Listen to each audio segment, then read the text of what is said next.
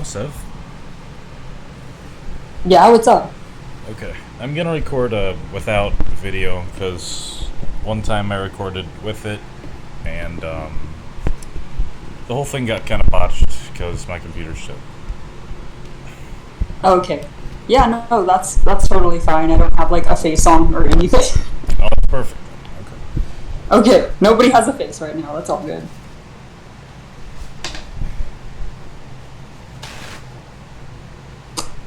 Where the fuck is everyone?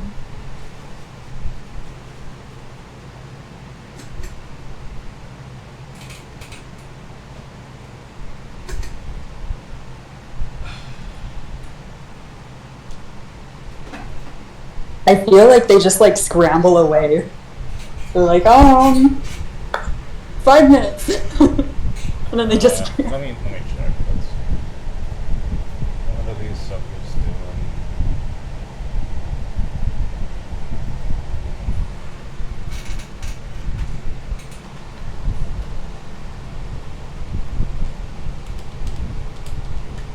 Are you able to hear like a bunch of stuff in the background? Yeah, that's probably my fan. I'll turn that down in a second. Oh no, I mean like in my background. Oh no, you're perfectly fine. Oh, okay, that's okay. Good, because my neighbor is like blasting his bass right now, being really obnoxious, so I'm glad you can't hear it.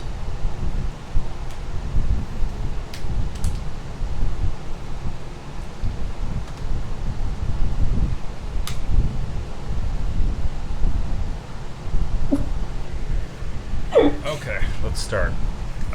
Okay.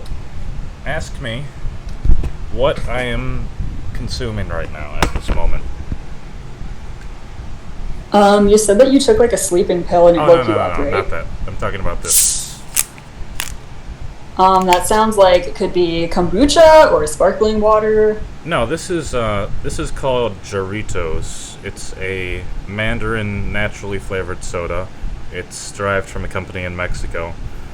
You can find them in just plain old Walmarts, but they're a little bit tucked away. People don't buy them as often as like Coca-Cola and shit, but it's actually a very good soda. Oh, right on. Oh, yeah, okay, I'm looking them up right now and they're pretty colorful.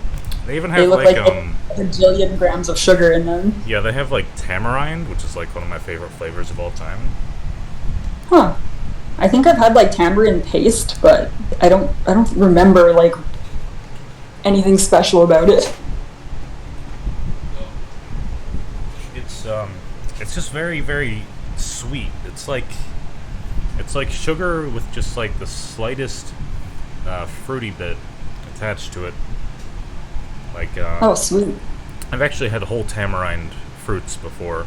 They come in these like gigantic bean-shaped things that are like hard, and you just crack them by pressing on them.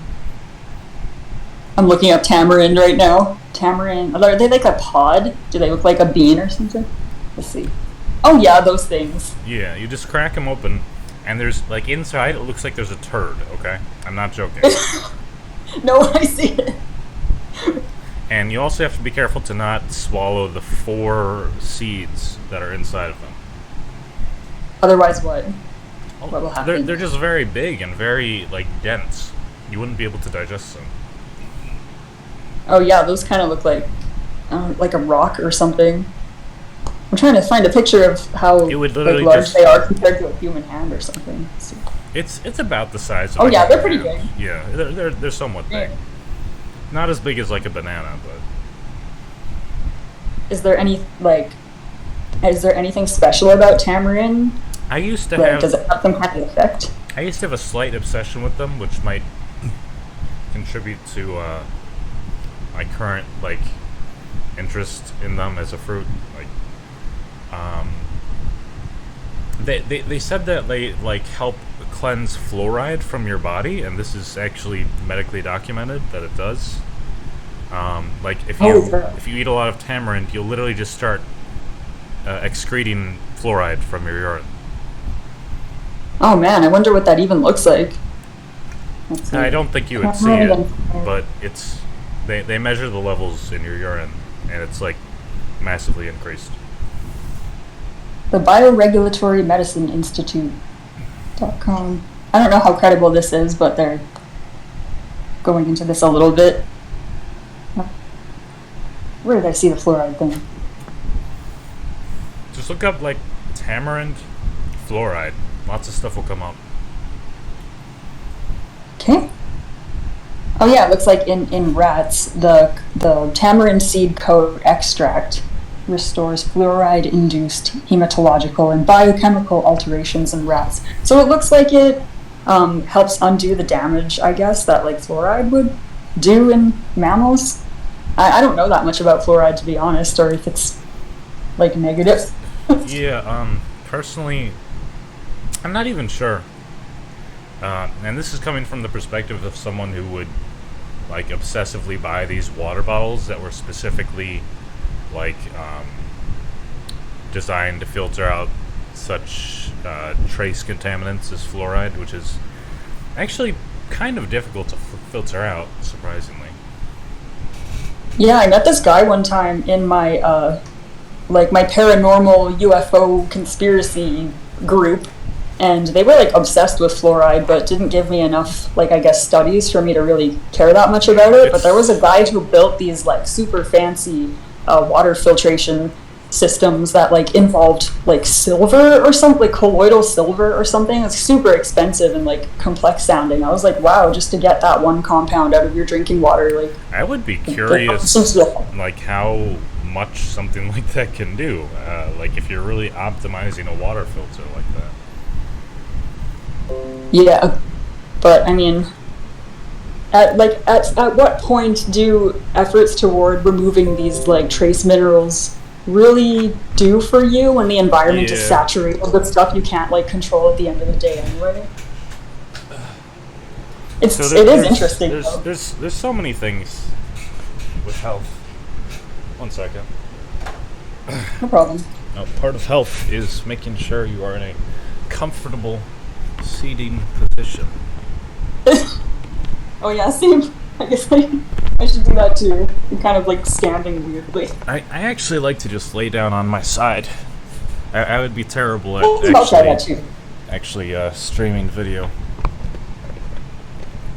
But it's... I'll lie down on my side, but not like 5 feet away from the microphone, like the first recordings we did. Yeah, just imagine we're sleeping in a pillow fort or something. Oh. That's how I like to imagine it. I don't know. That's the DIA pads are like a pillow fort sleepover with like a bunch of adults. That's pillow forts are the vibe. Okay, you gotta understand. No, they are. they're. That's a great visualization. Now people don't have to be so shy.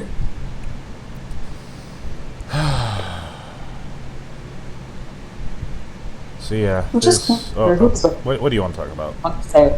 Go ahead. Say stuff. Oh, sorry. I was just, I'm curious about who is, like, in the chat with us. I don't have enough awareness of what's going on with everybody right now. Okay, so, health. Were there, like, specific topics that you wanted to cover? Oh, I think you were getting into how health, is like the accumulation of, like, a bunch of different, like, small efforts like combined into one. Yes, right? Yes. Pretty much anything you can name, any process you engage with as a biological entity has some kind of influence on your health. Every product you have, well, not every product, but you know, some you don't interact with on a significant level. But for instance, flame retardants. Have you heard of them? Are those like coatings that they put on like clothes and like certain like furniture and stuff? It's typically a spray, though it's also, I believe, embedded within the actual, what do you call it, like fiber of, sofas and beds and such. Oh, okay. Well, that's good because you don't like burn your house down. Well, or get moved into the couch if you like fall asleep with a cigarette or something. That was the reason they started doing this. Was someone went to bed with a cigarette and started a fire. I don't think they even died in it, but there was a fire. However, Well, first of all, they've tested these things. They don't even really realistically work to prevent fires. In the first Huh. place, yeah. Secondly, they definitively have negative effects on IQ scores. Okay. How is it spread? Like, is it absorbed through like skin contact or something? Well, basically, the heat from your body, the radiation of it, your body is like constantly absorbing things in the air, things you're touching. It's not so solid. It's actually a fairly fluid uh, dermis transductivity. I don't know. It's like It's like certain an things will definitely absorb more than others. Certain things won't absorb so much. Like, for example, there's different types of plastic, right? There's some types of yes. plastic you can microwave. There's some types of plastic you can't really microwave. Yeah. And maybe even the ones that you can quote unquote microwave are not like entirely perfect, but they're safe enough, basically. So They're safe enough to not microwave for like 5 minutes straight. Like like well, over and over, I guess. yeah, you can microwave it and it's not going to immediately kill you, basically. Yeah. So I mean, we kind of trade off convenience for whatever's, or yeah, just convenience for in exchange for whatever they can throw at us to facilitate the processes without having to think about it, without having to pay much, etc. It's just a trade-off. I mean, I don't even necessarily always fault them for this kind of stuff because, like, yeah, plastic's cheap, it's easy. People don't want to deal with crap. I have a cast iron skillet I use when I cook things. I started using that when I learned that aluminum, in particular, when you use aluminum foil, uh, it absorbs into your food at like 60 times normal levels or something like that. Um, and Oh, aluminum, I didn't know it was that high. I knew it was like a little bit, but not enough to be like, dang. Like after a while, yeah, that would probably poison you a little bit. yeah, I mean, after a while, it's you got to think about the cumulative effects. Like, I can name any one thing, and you'll be like, "Oh, that's stupid. Like, who cares about that? It's just one thing. It's not important." Well, guess what? There's like dozens of those one things that you don't know about.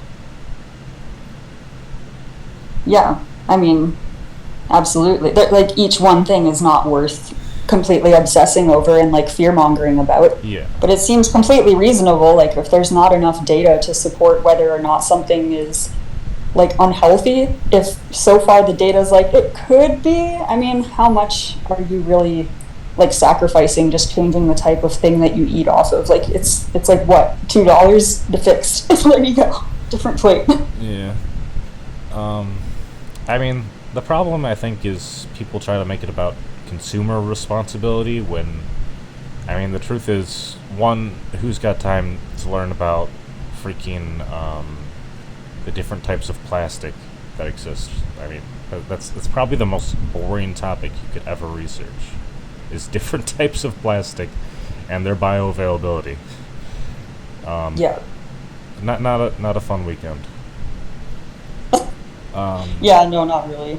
But I mean, it's important that there's like nerds out there who are like, huh, if I'm like putting this on or in my body or interacting with this thing that isn't like, I don't know, made of like natural stuff that I would be like interacting with my environment as an evolving human anyway, isn't it worth kind of like seeing like, what it's made of?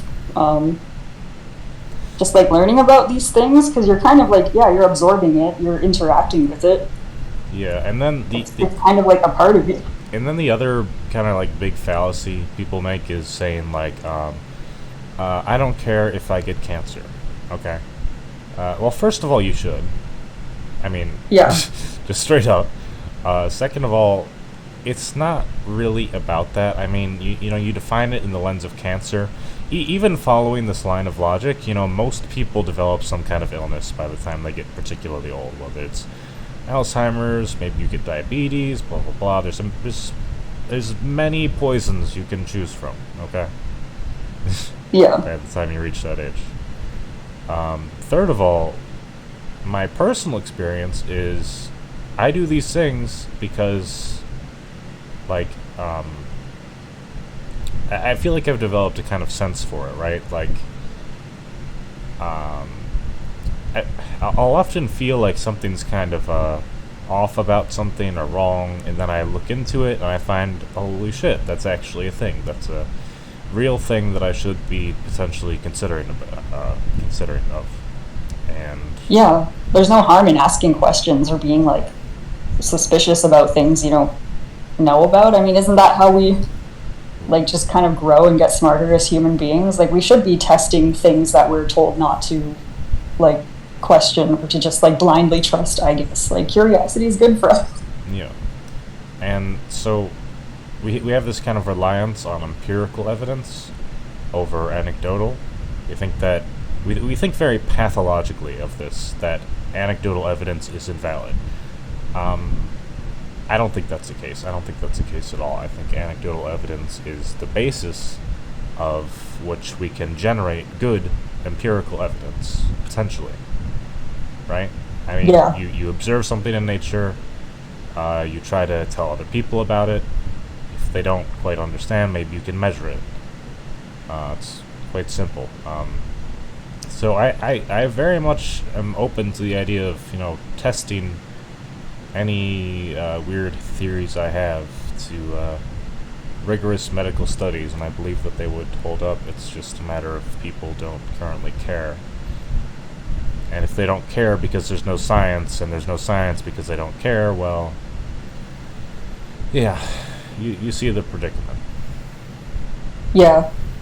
Or sometimes it's not that they don't care. I think there's just a lot of people out there making claims that don't really have anything backing them up. Like they might be sharing like health advice or medical information that leads people to like do things that end up making themselves really like sick, like taking their health into their own hands, not using not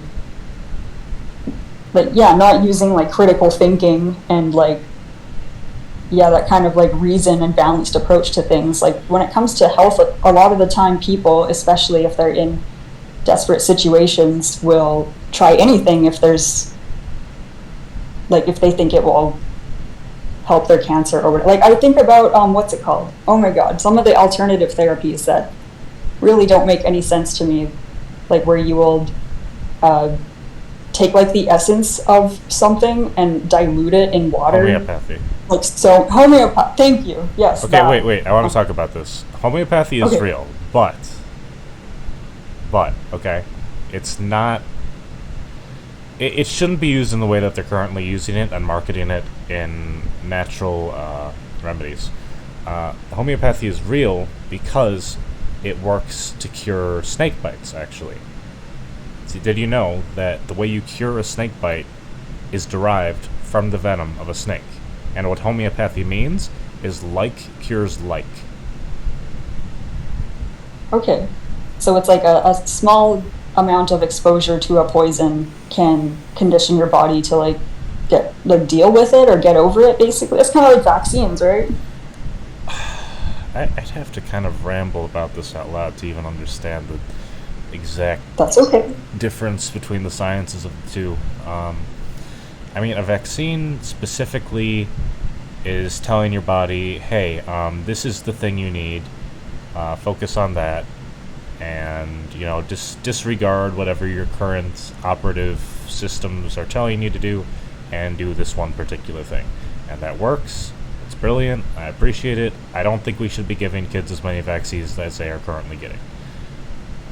Anyway. That's fair. Homeopathy, it's kind of like, well, it is the thing. Like, it is alive. It's not like a dead virus. It's still a present thing. However, I suppose, the fact that you take a very small amount of this thing, I don't know if it's really about triggering the immune response in that same way, because then it wouldn't work to. I feel like that wouldn't work like immediately in the way that like snake venom cures do. I might need to look more into the exact science, but I know that snake venom cures are made from snake venom. I think maybe it's just like you know, when you do when you look into homeopathy, homeopathy, I don't know. The Both amount, sound right. yeah, I don't know. Who cares?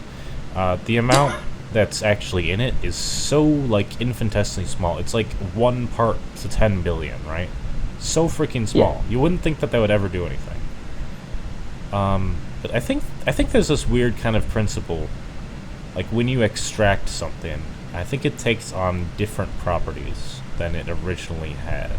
Like for instance, I'd be very curious about the specific details of a drug as synthetic as methamphetamine, how that is derived. I mean, because every drug essentially comes from at some point a plant, right? Like that's the basis Yeah. of drugs is plants. You can't separate the two. So how do you get from something like a couple leaves or whatever, and then you do all this complex shit like acids and bases and dilution, boiling, blah blah blah, and you eventually get something like hard drugs. It's very I think what those things do is like remove all of the different like branches of like the molecules that would come from the plants. Like it has all of these different pieces like attached to it. So then right. removing those and getting like the very basic unit or like the purest uh, form of like what that thing is, independent of all the, I guess, the plant Yes, that's what bits it belongs to. that's what an extract is, definitionally. Yeah. Um, but if it was just that simple, I don't think that there would have to be such a complex process. Because most extracts, like, you just, like, you put the plant, you maybe grind it up, you boil some water, maybe, I don't know, do some reverse osmosis bullshit. You get, like, the powder of a specific plant, but more concentrated. It's not terribly hard science, so it deviates from plant to plants or whatever. Um, with with something so complex, like you would think, how the hell would you tie a specific plant to methamphetamine? That seems an absurdity, doesn't it? I mean, you can't just extract a Yeah, bunch of yeah. different plants and then put it together and then you get meth. Like, what the hell? How does that Yeah, happen? no. I think I know what you mean. It's like the process of trying to extract and refine certain things turns them into something entirely different, kind of like I saw this industrial oils and stuff that we put in our food. I saw this Like, video of a person who could literally take a rubber glove and turn it into hot sauce. I'm not joking. That's how weird chemical reactions are. Like even something like a freaking rubber glove also comes from plants. Like it's so weird, man. But everything around you comes from plants. yep.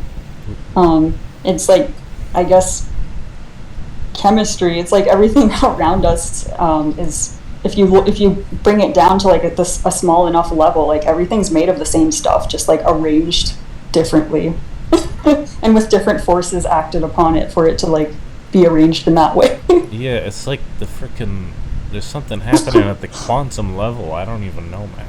I'm just laughing at myself. It's like we're talking about how things exist. Yeah, yeah. That's chemistry, man.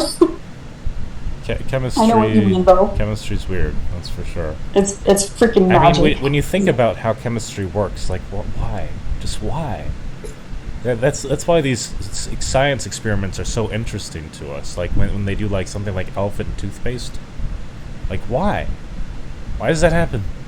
Explain it. I don't get it. Um, But yeah, I unironically think that the concept that is imbued in cooking meth is perhaps similar to the concept that occurs in homeopathy. Do you understand the logical connection there? Like, yeah. there's something that happens when you do all these chemical reactions that you get something that is like so pure or something, because that's the thing they always stress about meth, right? It has to be like 99% pure, and that's like the best on the market, and blah blah. You've seen like Breaking Bad, right? This is a big deal to them. Yeah. So, I think there's a I really think there is a similar concept going on. It's purely speculation, though. Yeah. I mean, I'm not doubting that, like, there are, like, traditional preparations of, like, plants and, like, different things that people found in nature that when, yeah, like, prepared very carefully under specific conditions can create, like, medicine. And then people specialize in these things, and it's carried for, like, I don't know, thousands of years or whatever. And like you look at a lot of like herbal medicine, like Eastern medicine, Chinese medicine. I even think about like my cultures, like they have their own tinctures and their own like remedies and things that they figured out like over the years. So I'm not dissing homeopathy as a whole so much as I'm kind of dissing people's like it's inability now to find reliable like practitioners of these things who have enough of like a reputation in their community of like actually being successful and trustworthy with enough like I guess like yeah, I don't know, it's risky.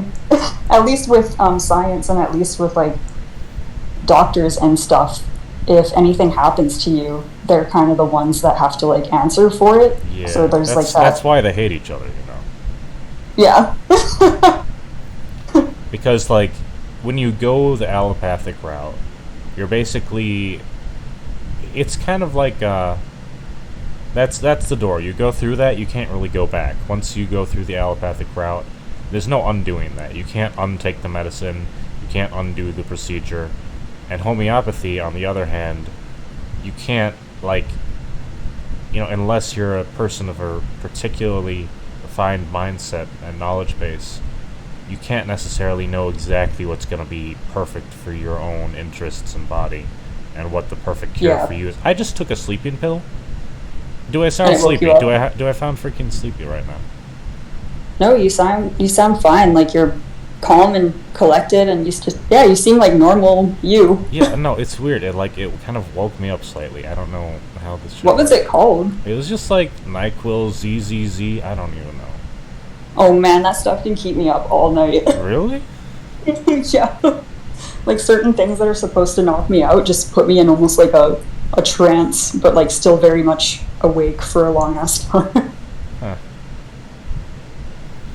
Yeah, but what did it have, like dextromethorphan in it or something? No, I think it was. 'Cause that stuff keeps you up. I think it was just DPH, diphenhydramine. Oh, okay. Yeah, you're like, oh yeah, I took some stuff to fall asleep. We just find out you're like robo-tripping right now. Yeah, that. You know, they used to have freaking heroin and cough syrup, and they've got codeine. That's a freaking drug that people abuse. Is codeine, the purple drink or whatever. Or not purple drink, it's lean, that's what they call it. Oh, okay. Yeah, we don't have cough syrup that has codeine here. We just have the DXM. Yeah, you have to get it by prescription. It's like a dissociative. It's only by prescription here. It's regulated. Well, good, because that stuff, when you like OD on it, well, yeah, horrible things happen to your body in your life. Yeah, you know, but what? Well, drug legalization. I don't know if I really want to talk about that right now. I'd go on a tangent for sure. Okay, so homeopathy and alternative therapies we have figured out, like, are legit when they are understood and practiced in not like a super clown fashion. Like, okay, people come to like health food stores. And they're basically looking for medicine, right? They're looking for something that does the job of medicine for the most part. Like people say, I just had someone comment this, like, you know, well, why are you worried about your health for X reason? You're not even old yet. Like, it doesn't matter. Like, okay, listen, punk. You don't know what you're talking about. Health is a eternal process. Like, it's. I feel like it's imbued in reality itself. You can't escape the concept of health overall. It might not be Yeah. the same in some other universe, but it's a thing. You have to be mindful of the way that you are in an interaction, in a transductive exchange of various energies and existences of physical matter, how these things affect you. So, Yep. and the sooner you take an interest in it, obviously, the better it is. And with something like alternative medicine, the only way you can really get it to work is by caring about it early. Otherwise, it doesn't work. Unless you're taking something that's adaptogenic, but that is essentially a drug. I agree. Yeah, care about it before you develop problems. I mean, a lot of like whether or not you are a healthy, active, older person who feels okay for the most part is dependent on how well you keep yourself in balance as a young person. Yeah, Like, and I'm not just talking about your story. My aunt, she literally works with alternative health, okay? It's been Yeah. her career for a very, very long time. Everyone, I believe she's like 60 now. She just hit 60 recently. Oh, right on. She looks easily like 35 to 40. I believe it. Like no question. If she said she was like 37, people would just believe her. It would not. Yeah. And she's always been fairly good looking overall. I think she was actually a model at some point, honestly. But anyway, the point is, like, when you concern yourself with these things specifically for the purpose of your temporary interest, your temporary problem, which, could be a more permanent problem depending on how bad it is, you're kind of just insinuating that the only thing that impacts your health is time and drugs, and nothing else exists. And that's so patently absurd. I mean, I literally look That's at... kind of what I was like leading into, that it's not just about having like the perfect exercise regimen or the like even the perfect diet. You have to have other things in balance, like your beliefs, like your emotional state, Yeah. mindfulness, like balancing like rest with activity, having a sense of like belonging and purpose. Like all of these things contribute to this this holistic entity known as health. And when there is an imbalance in one area, the others will suffer, or it will manifest as like some kind of disorder or like ailment, because they're not in alignment anymore. Yeah. It's, the whole network of the body is very complex and very nuanced. And as we've kind of descended into modernity, we've let go of our own experiential beliefs, Like, this is basically how religion started, is through anecdotal experiences, right? You have some kind of divine revelation, you freaking, I don't know, chug a cup of ancient coffee, become Jack Kerouac, just write on your scripture with a ink pen for like 14 hours. That's just how I would like to imagine it personally. That's how I would like to imagine a religion started, and not maybe someone plotting behind some weird closed door and trying to devise like ways to control the population. That would be sad to me. Yeah, I'm sure there's a few like that though. Definitely.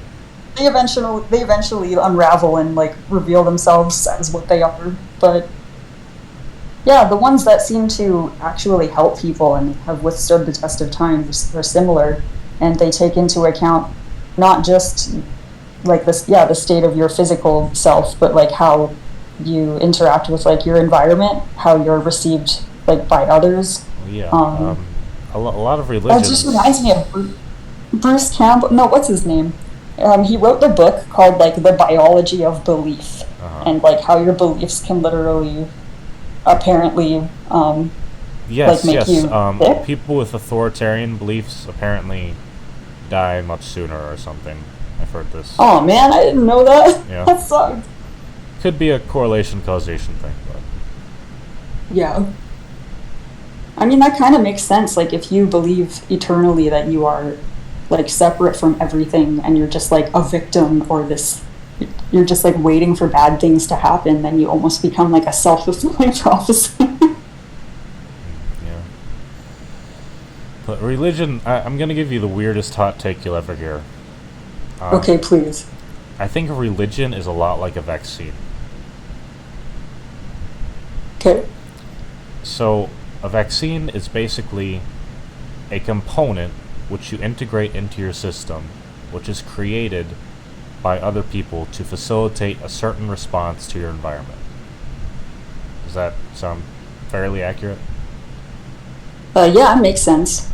Religion is a mythos developed specifically in response to the signs of a particular time that is meant to relegate a certain meaning that enforces certain ideas which would, in theory, bring you into greater alignment with some kind of truth or something that at least aids you in your quest on reality. Yep, that makes sense. It's definitely what would keep you going when, like, all emotional and like psychological and perceptual signs point to it being like like everything just sucks and there's no way out. Yeah, that those beliefs and like that sense of higher meaning and purpose can pull you out of those spaces. Yeah, I've experienced that. even something like prayer or having like a totem of sorts. They could call it a cross or whatever. I just like to call it totems. That's what they are. Um, Yeah. Um, I'm sure that like I'm sure people won't appreciate that term being well, of appropriated, but course, like I because personally don't. they hate the entire concept of paganist ritualism. That's their entire the fanaticism Yeah, of no, no. I mean the cultures that actually use totems and spirit animals and all these other things that people like reference without knowing what it means in that like usually like indigenous cultural lens. But like I personally don't care, and I totally know what you mean. These I can't think of another word for them. Not totems, but like these archetypes that we draw strength from yeah. that stay distant and like mean something to us throughout all of our lives, like no matter how it changes. And I think even like an aesthetic component has some kind of like very primal connection to our subconscious or something, like the cross. Seeing this person, and knowing the knowledge of the myth that whatever he went through. It kind of functions in the subconscious, and if you know more about it, you can kind of develop your own personal connection to it, and that's basically how people get attached to Christianity. It's not really about logical principles. I think it's about some kind of a grip on reality, really. Yeah, if you just take the scriptures and take them as like like fact, I guess it sounds kind of hilarious. But I mean, all like old like religious texts and old belief systems kind of sound hilarious at face value when you try to imagine these things happening in like physical reality.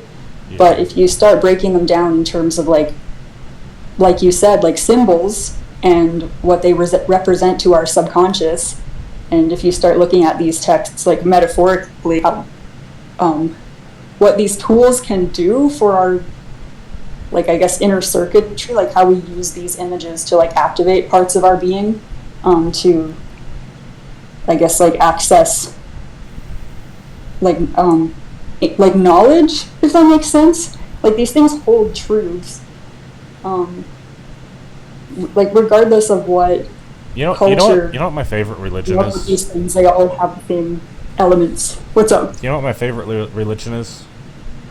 No. It's Hinduism, and the reason why is because aesthetically it is amazing, man.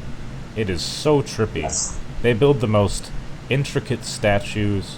They have the coolest gods, and all of them represent some kind of a divine archetype.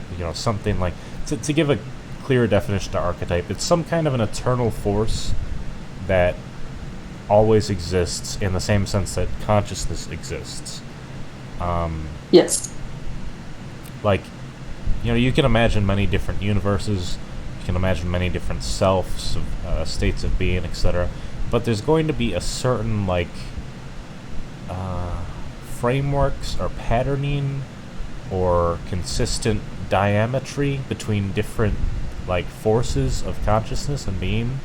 And that's what archetypes are. They're a specific lens through which reality is interpreted to develop some kind of a holistic persona or personality, consciousness, etc. So we all I agree. we all basically could be defined as X archetype. I mean, I don't know if anyone's really gone through defining all of them. They're probably also fairly fluid. You can have variations, hybrids, etc. But at the end of the day, it boils down to some innate forces, and astrology is basically this, right? It's an attempt at that. Yes, I was just about to say. Let Yes. me go to the bathroom. Also, is anyone else coming? It seems like everyone's here. Maybe they're just so transfixed with our back and forth that they're shy to interject or something. Well, check the server and at quiet. I think she was gonna come here. Give me 1 second. Okay. Someone wants to unmute themselves. May I have permission to talk? Wait. Rondopoulos. Let's see if I can unmute you.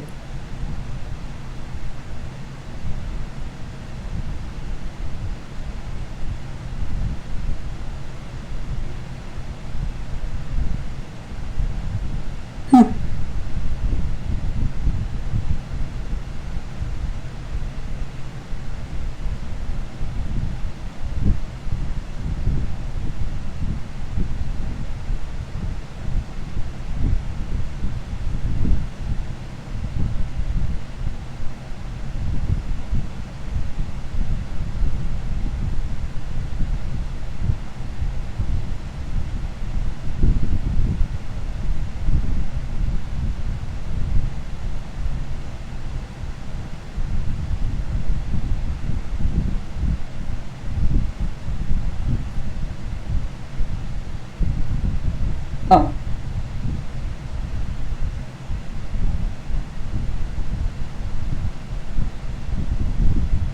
I don't know if this is still recording while he's gone, but okay, so astrology is pretty much the signs of the zodiac represent 12 different archetypes or characters that can be arranged in different energetic environments. They can be put in different stories in a number of different ways to basically make an interesting movie on the stage of life in the cosmos, I guess.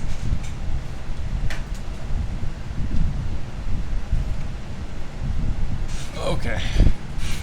Hello. Just wanted to also turn down the brightness on my TV a little bit. I feel like I can think better when it's darker. Oh, same. I'm sitting pitch black right now in my room. Okay, so I didn't want to talk too much about astrology. I'm interested in how you relate to it, or how you think about, what you think about it and what it means. I've never really written about exactly what I think it means, but I suppose it's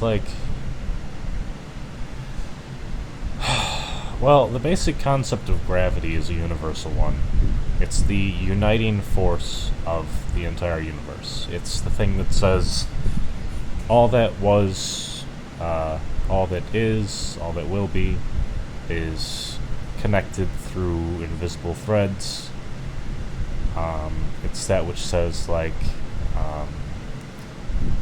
the opposite of the Big Bang is the Big Crunch, right? That's a singularity of gravity. But this is also a spiritual phenomenon. And people don't really realize that is that these processes, which we define as external and objective and physical, are also fundamentally related to conscious processes, and that's what synchronicity is. I call synchronicity the female aspect of creation, because it is that which is constantly imbued and intertwined and drawing things together to create some kind of a reunification, and then, well, that would be the male aspect, is like the quote-unquote Big Bang, which is apparently being refuted or something. This might actually have something to do with acknowledging synchronicity, I hope. Yeah. So yeah, Big Bang is like, all this stuff now exists, do what you want with it. And then the female aspect is like, well, this goes there, that goes there, let's put all these things together, blah blah blah. It's like the subtle rearrangements and the coagulation of necessary forces to create novelty. And harmony. Yes, that too, of course, it's balancing. Which I suppose is like the logos. Like, I think of, I'm getting fairly abstract here, but I think of ethos as the male aspect, I think of pathos as the female aspect, and I think of logos as the neutral aspect. And logos I'm not too familiar with these terms. Oh no, it's basic, well, I learned it in English class, but it's basically related to rhetorical styles or rhetorical devices. When you make an appeal from logos, it's based upon if-then statements, things that add up. It's logic. Okay. If you make an argument from ethos, it's more like ethos is actually the hardest to define, in my opinion. I've never really come up with an exact definition for it. But ethos is like when you have a solid idea, like an idea which has been you know how silk, right? They can take silk and they can turn that into an actual physical object that's not stringing all that. They can wrap it all around and densify it into a singular object, and that is basically the crystallization of feeling, of ideas, of thoughts, and that creates, well, they call it credibility, right? And an argument from ethos is like saying, I have studied this, I know all about this, you should trust me because I am invested in this process personally. But to me, it's more like the crystallization of a certain refined effort, which results in a tangible thing, which cannot be functionally denied. That's probably too metaphysical to really give a fair definition, but you can imagine that certain ideas we take for granted, right? It's because they have this kind of innatism to them, which is that says that we have to abide by principles. If the principles don't exist, then we don't exist. So we just have to assume that they exist somewhat to function. That's ethos. Yeah. Okay, so ethos is kind of there has to be some kind of underlying law or pattern that allows observers to be here to uphold or create anything, kind of thing. So ethos would be the substrate upon which all of this drama unfolds from. Your ability to form an existence, a conception of reality, and not have everything just be pure sensory data is based upon the concept of ethos. You assume principles, you crystallize them so you don't have to think about them, and go from there. Yeah, I think that makes sense. You need some sense of orientation in the universe. You have to be able to trust something around you, otherwise you can't have opinions other than that you exist. You think, therefore you are, kind of thing. Yeah, like, if you had no ethos, you'd just be like, why am I doing things? I don't know who I am. What is life? Etc. Yeah. There are some people Okay. who actually are in that state. It's quite sad. They don't really. Yeah. It's like a psychosis of permanence. Okay, so pathos. Okay. Pathos is like it's basically everything else, everything that isn't accounted for by that. Like, you have all these perceptions. They exist. You acknowledge them, and to facilitate your existence, you have to wade through them without entirely thinking about everything.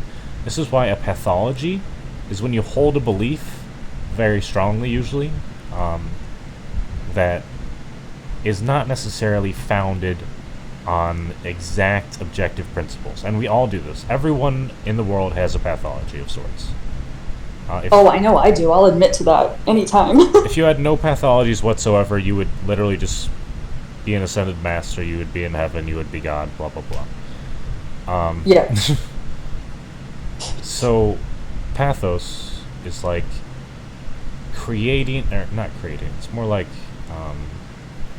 sequencing the various stratas through which you interpret reality without having to think about them, that they exist. It's like when you're passionate about something, you don't stop to think like, oh geez, I better put a trigger warning before everything I freaking say all the time. That. Oh God, I do that though. Oh, I'm so sorry. I'm holding back a lot because I don't know, like, I definitely have to filter the way that I present my ideas and opinions because I don't want people to misinterpret them and then use them to like hurt themselves or justify doing Yeah, like crazy stuff. yeah, it's hard. I know this. People I just made a freaking video about this, man. People just assume anything. Doesn't matter what you say. Yeah, yeah. It makes me wonder, like, sometimes if even allowing comments in some of your videos is even a good idea, because then all the little Yeah. It creatures at the bottom, I guess, kind of like draw their own conclusions It and feeds the freak each other algorithm. out. It feeds the algorithm. More video, more Oh, comments okay. equals better video engagement. People like to leave Okay. comments, and I don't have to read all of them. So. Yeah. Well, I guess it's a necessary evil then. And I mean, like, at some point you kind of got to accept that you're not there to like babysit everyone either. Yeah. Like sometimes you just have to go with things that feel right, and the right people who are ready to hear that will stick around, and then the rest can continue on their own paths. Sometimes you just got to say like, okay, I'm doing my best with what I feel like I know, and I'm open to new information, but like, yeah, you can't, I guess, feel responsible for every time someone like takes it the wrong way either. Yeah. So I'll try not to hold It's like back so much, but I'll also try not to be super confusing either. the reason I want to talk about health is actually because of this. I posted something totally unrelated to health on my community page. I was just showing people, hey, I get my groceries delivered. Isn't that cool? By the way, I have this idea related to it, which could actually be interesting and is a project I want to develop. I didn't really explain it a great deal. I just felt like putting out the energy. I don't know, intentionality. Who gives a fuck? It's cool. Um, Yeah. so people noticed that I had some soda, and they wanted to say shit about it. So no one was focusing at all upon why I posted the picture or the text or anything. They were basically just all Yeah. saying, "Hey, don't drink that, bro." And I'm like, "Thank you. However, that is not warranted." It's like in an inverse way. It would be like, what if you saw like some attractive woman across the street and you walked over to her and you were like, "You're attractive." Like from 20 feet away, you just walk straight at her and you tell her that, and then you leave, and then you don't even tell her your name. You don't know anything. She doesn't know anything about you. That's it. That's the whole Yeah. interaction. So that's like an inverse way of this. Like this is more of the negative way. I mean, I I don't know if I can personally even see that instance as a positive. I mean, it's freaking weird. In any case, Yeah, like your approach and your like awareness of their like level of security and ability to receive you the way that you want to be received. Like you I kind of have to scope it out and like have some respect and like awareness before you go and say stuff like that. I almost want to imagine it as being like some 9 foot tall dude wearing like aviator sunglasses and like a spiked leather vest, just doing that. I would die. I would be like, oh my god, get away from me. Oh my god. Yeah, no, and even if I was that guy, I would probably be super aware of like how I could be received, like just by how like I look. Like everyone's shorter than me. I could be like terrifying. I have to like yeah, like curate my approach a little bit better so that I don't get like mace. But on the internet, nobody really has to do that, do they? They Yeah, like hide behind how everything is structured anonymously, and there's they no actual like social consequence for saying stupid stuff and then just disappearing. yeah, it's Um, drive-by emotional harassment. That's what it is. yeah, totally. And when I call them out on it in my new post, my mindset is basically like, what? So I just have to sit here and take that? Like, you really want me to do that? Is that healthy? Is that what should be expected of us? Can I not like call out a thing when I see it? Anyway, I don't want to rant about this. I want to talk about the Oh, sorry. concept of Hannah. No, it's relating to like health. Like yeah. Yeah. How did we start talking about this exactly? We were talking about social media. How did we start talking about social media?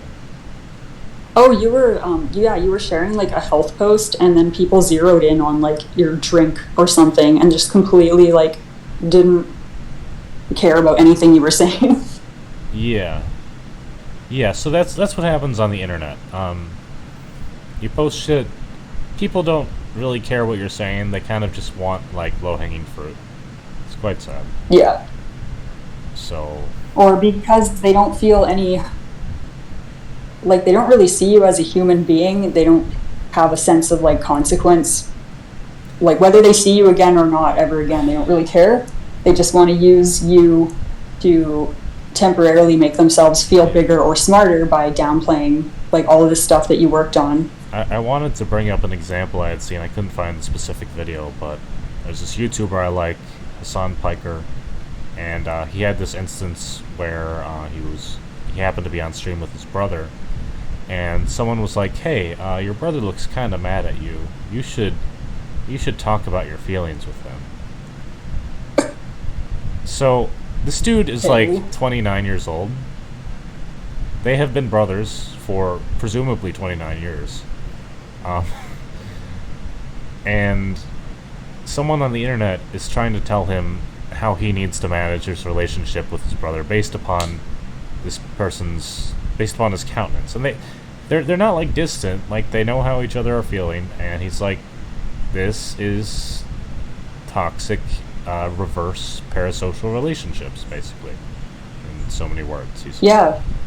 Um, Well, I mean, to be fair, I kind of do that too when I see someone who like puts their art out there, or like I guess even with you, like your video from like a long time ago, I felt like I recognized something in you and that I had similar experiences, but like I didn't pretend to know exactly what was going on, so I was kind of like, hey, this is like how I felt, and just wanted to make sure that you're like okay, like I like your ideas, and I'm into what you're up to now. Like I don't feel like I approached you rudely, but I definitely not at all. made some like assumptions, and I did kind of come out of nowhere, but I tried to be aware of the fact that like, hey, I'm coming out of like nowhere, and like No, it's like as long as people like I get people DMing me about things that are just random bullshit sometimes, and it's usually like math or science or spirituality, because those are the cool things.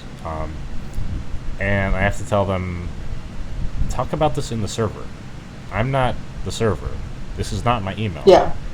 1 second, I need to use the bathroom again. Okay.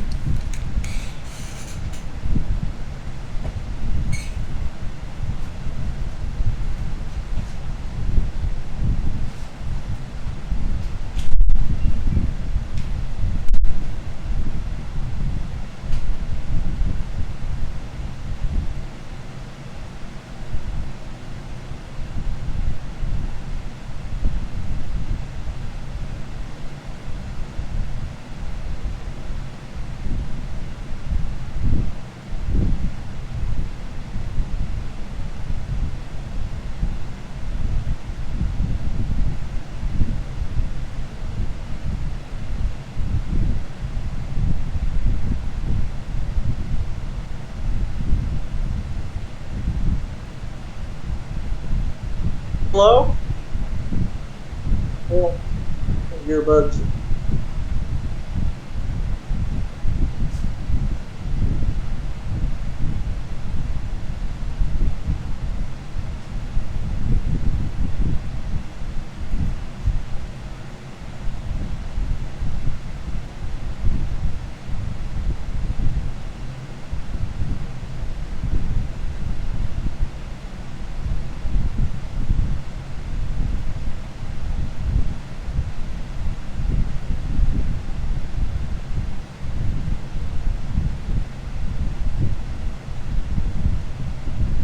Hello? We're doing a podcast tonight? Yeah, we're recording. I think he just like went to the bathroom or like went to do something, and he's just gonna be right back. Well, I'm gonna sleep. I'm going fishing tomorrow, but I'll be here for 30 minutes or so. Okay, sounds good. We're just talking about like. Well, yeah, what are you guys talking about? Sorry. Oh, we're talking about like. Well, yeah, we're talking about health, and I guess like how to balance like. What is health science, right? Like health science. Yeah. Yeah. Okay, that's completely different field that I'm interested in. But what is? That would be a better question for him. Shit, wait from me. Okay.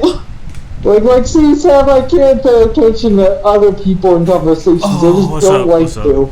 Darian. Hi. Darian, our beloved priest, has come to tell us about the dangers of social media.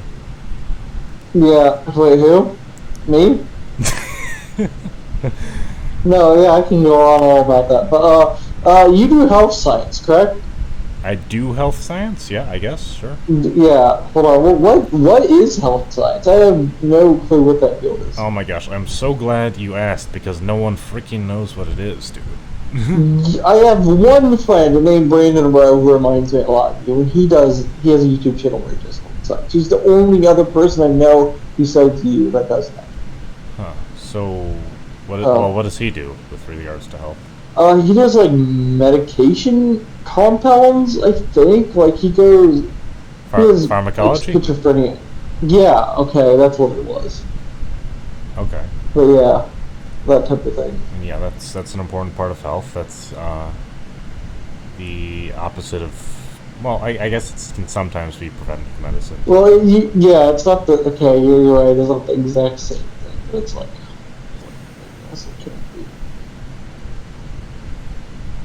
Yeah, I don't know. I got the two mixed up. You used to like food?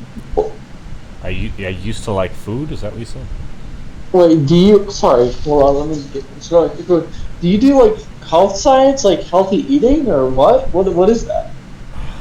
Okay, well, health science, in a nutshell, is about understanding how externalities affect internalities, right?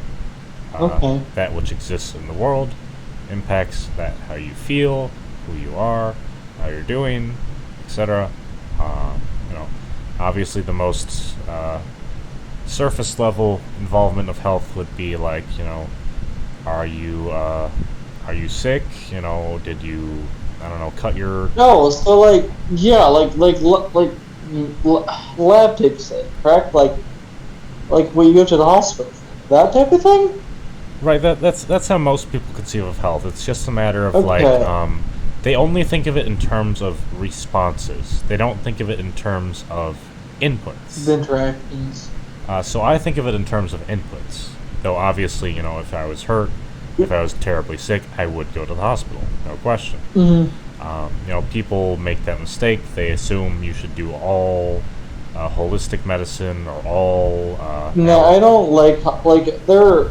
I'm gonna say it right now. If you get sick, I don't think you should go to the hospital because like there are like cases every single day where it's like, oh, there's like retirement home sectors, people like mistreat the old people, all that. It's like you have to be very precise and know where you're going. I don't, and maybe that's just my experiences living in a small town, but a lot of the hospitals here are complete bullshit. Like the owners are psychopaths. So you should. We have like. Where I live, my dad and I, there's just like we always go out of state to a specialist, and I don't know if like that's what not everybody does, but that's what we end up doing. Sorry, I might have topic jumped a bit there. Okay. So the component of health that people neglect is the part where you do things that are healthy in your life. I mean, it's not... So, like, positive habits. Yeah, habits, just, Okay. did you eat enough today? Did you drink enough today? So, like, self-improve. Okay, I know what you do. Yeah, just, whatever, eat things that make you feel good. Don't overeat. Don't undereat either. Well, you are already a lot smarter than me because I am horrible. I have so many bad habits. Yeah, I survive on like primarily ramen and like spicy foods. It's actually fairly easy to overeat in society, specifically because a lot of our foods are so processed that they don't have the micronutrients we need, and that results in deprivation of certain I know things. that is. It's like when we when we learn to cook, like our jaws like shrink dramatically. So like I understand what that's like. You know, like put like load things of like processed sugars. Hold on, am I still here? You're here. I don't know what you're talking about. Sorry, I'm just piggybacking off of what you said. But yeah, like foods, like you can overeat like really easily nowadays. Yeah. Because they put things like processed sugar. Yeah, and the way they make up for the lack of nutrients, which you would notice the difference in taste if you ate something like a farmer's market produce that was raised a family farm with love and care and without pesticides. And yeah, there is a huge difference between farm homemade bread, bought bread, and the store brand that you buy. Because if you buy food from bread from a person that actually made it, and that will expire within a day. You need to eat it instantly. Yeah. The things in the store, they just have a micro rubbers and preservatives galore, so it just doesn't ever age or mold. Well, it molds still, but it's Did I send you that video about sandwich bread and how it's... Yeah. I was talking about that a month earlier, my stepmom. Yeah. So what did you think of that video? You sent it to me. That was interesting because I watched a documentary about that a while back too. But it's that's the huge when you start manufacturing these type of things.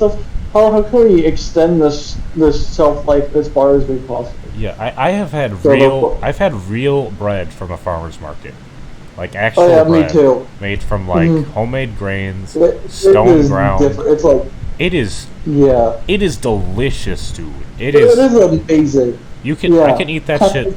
Those delicious, dog. It also depends on who makes it because I've been eating bread that's on the other end of the spectrum and it's a lot or pretzel type bread. So it really just depends on because there's a huge variation the people the styles you can make that in. So just I've had authentic Jewish cinnamon bread where it's just actually it is really good. Yeah, Jewish cooking is very good. They have some interesting stuff. So I have a few people in the family who do it. So. But the point is, you can taste the difference in nutrients. You can pretty much implicitly tell. This is the foundation of anecdotal evidence. Is something so simple is you can tell when it's good for you and when it's bad for you. Yes. Yeah. So I know from experience. So at a micro level, you can do this too. I have been hyper-focusing, fixated on my own health for... I've always been pretty healthy, aside from fast food as a kid. I'm decently healthy, but that's just a lot of it comes down to natural metabolism. It's I tend to eat shit just because I move so much. So. Yeah, it's interesting.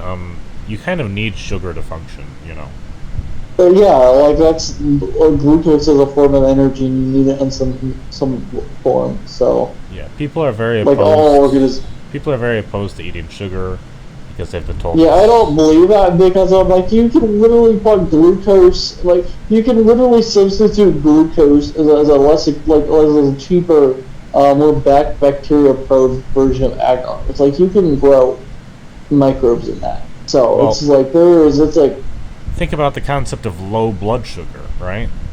yeah, like, you have blood in you. It's like, you can eat sugar. Like, dude, like, you can use brown sugar and processed white sugar as agar replacement. It's like, it is a fundamental building block of life. Oh. Like, I'm sorry, I must be dead then because I've been in ketosis for like 3 years.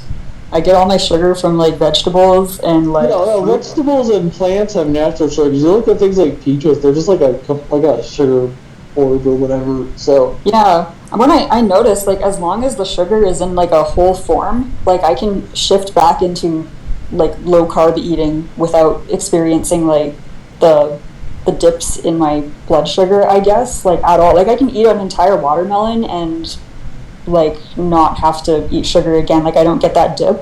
But if it's from like bread or rice or something, just like completely no fiber, like nothing to, I guess, slow down the release of those sugars in my system, then yeah, I just like crave more after. Like I feel like crap. Yeah, so wait, let me talk. So the problem, go ahead. the problem with abstaining from sugar and stuff like this is a lot of the times people fall into a relapse cycle, right? They'll abstain for a long time and then they'll gouge themselves on sugar because they just can't take it anymore, right? And like I kind of felt something similar when I was vegetarian, right? I just couldn't stop thinking about eating meat. Like I was vegetarian for a year and a half, couldn't stop thinking about it by the end, and I was going stir crazy. I had to eat meat, okay? Was it a specific type? Like, did you want What? Did you crave like beef, like the red meat? No, just meat in general. I don't know if I got bit by a beef tick or something, but I can't eat beef anymore. It like makes me nauseous. Oh, you ate one? You got bit by one of those like Lone Star ticks? Yeah, because I moved to Ohio for this stupid ass bitch ass high school, and while I was there, I was in a field next to my house, and I know for a fact like they're in the location. I looked this up, and I think that one bit me because I can't eat beef anymore. And I was like, where did this happen? And there was like a bunch of ticks. There was ticksies, and there was ticks everywhere, so we had to remove them from us and our dogs, and I think I got bit by one. It's definitely possible. It's so weird, man, but they usually have like an identifying back marking, I believe, that you can tell. I mean, that's a good thing, because it's less carcinogenic, and I eat chicken now instead, and it's probably better. Oh, well, if you can eat chicken, then it wasn't that, I don't think. Yeah, like, I just switched, like, I just randomly, instantly piggybacked from eating, like, I would eat all kinds of red meat products, and I was instantly, like, obsessed with chicken. It was weird. It wasn't a sudden shift, it was just instant, like, after this tick had been. So, I don't know, it was weird. Like, I'm not allergic to chicken's proteins, I get my own protein from that now, but it was just a sudden, it wasn't like a sudden change, it was like, I got bit by a tick, and then it was a gradual, like, shift. Well, here's something to consider. Different types of meat are also important. The reason fish is healthy is not because fish is healthy. The reason fish is healthy... It's omega-3 fatty oils. What? They have omega-3 fatty oils, which like help your brain. But you can also have too much omega-3s. If you have too much, yeah, that's not a good thing. It's within consideration. I mean, if it was just a matter of fish equals healthy, we would just take like tons and tons and tons of fish oil supplements, which to a degree that's not good for you. But like, it's not like omega-3 is some objective good. Go ahead, sir. I mean, it's good, but if you omega-3 is good if you consider what like is available to us. The rest of our diet is really high in omega-6s, and we tend to have a ratio that's like way too far in the omega-6 category. That's what we get into the subject of like vitamin and mineral synergy. Sometimes when you have too little of something, the rest, like things from the other things that you eat can increase their levels in your system as a result of like one thing being missing, and other Like I'm thinking about zinc, and what is the other one? If you have too much zinc, it decreases copper. If you have too much copper, it Yeah. decreases zinc. So like you Yeah, see a lot of like but vegans and vegetarians who get too much copper, and then they start losing their hair because it lowers the effectiveness of zinc in their system. It competes. Okay. well, This can let me talk this about can actually let me talk about holistic medicine for a second. go ahead. So when people think about taking supplements, they usually think about taking specific things, right? Like I'm gonna go take some zinc, like Seven mentioned, or maybe magnesium, vitamin C, something like that. The whole point of holistic medicine is that you incorporate the whole spectrum of things as much as possible, because it's working through your body in the same way that food essentially works. A drug is meant to do something, dissipate. Okay, that's what a drug does. It offers a benefit, it goes away. Holistic health is like the opposite of that. It's like you have to find some kind of a foundation by which you build the specific things which your body is lacking, and the culmination of this is you find you don't just want to take one vitamin or even like a multivitamin necessarily, because you may have too much of one of those vitamins already. You may have too much copper or too much zinc, whatever it is. If you take that, it ends up being worse for you. Overall, a multivitamin is still good in my opinion, though. Yeah, if you take it every other day and you eat like a variety of like whole foods and stuff like that, I guess it can give you like that extra insurance if you really don't want to like track everything that you're eating and like be obsessive about it, I guess. Yeah, you don't have to be obsessive about it. Here's what I do. The most important thing I think you can do, knowing that like we can pretty much tell like how something tastes, like how nutritional it is actually chew your medicine, chew your supplements, unless there's a specific one where you're not supposed to. There's some where you actually want to swallow it. And this like engages your whole nervous system when you taste something, and your body is sending you all these signals saying, "This thing is good. This thing I need more of. Continue eating this thing, because that's what you need." Chewing unflavored medications, that sounds horrible. What, Darian?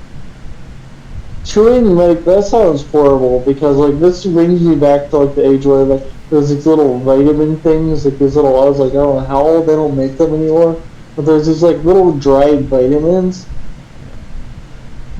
Okay, those were okay to chew, but it's like, that's just like, if you had like a solid pill and it was like, chew it, those taste horrible. Well, that's kind of your brain telling you. Well, first of all, medicine is so heavily extracted that the bitterness is kind of like a natural component of what that medicine represents. I know why it does. I know why it tastes like it. It's just like that.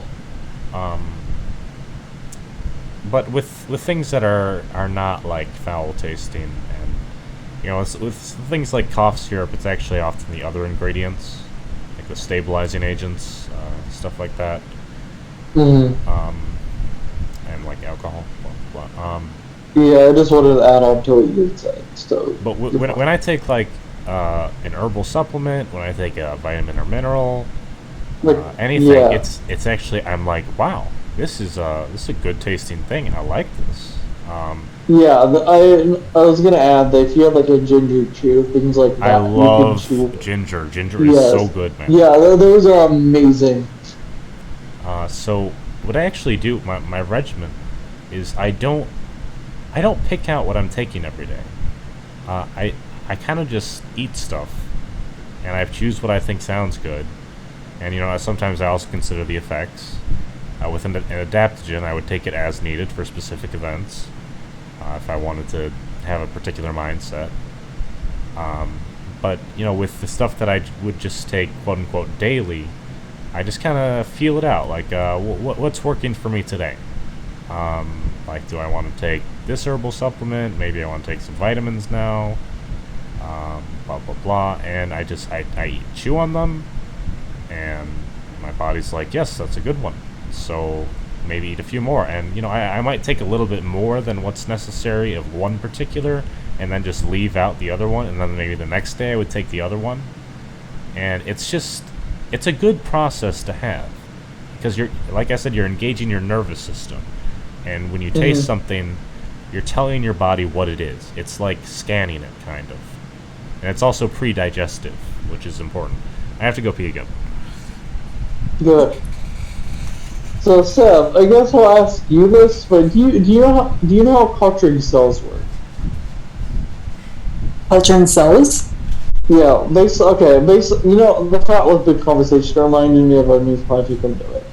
So okay, let me start. Hold on, let me switch what I was going to talk about. Do you know the little boba tea balls that you get? The what?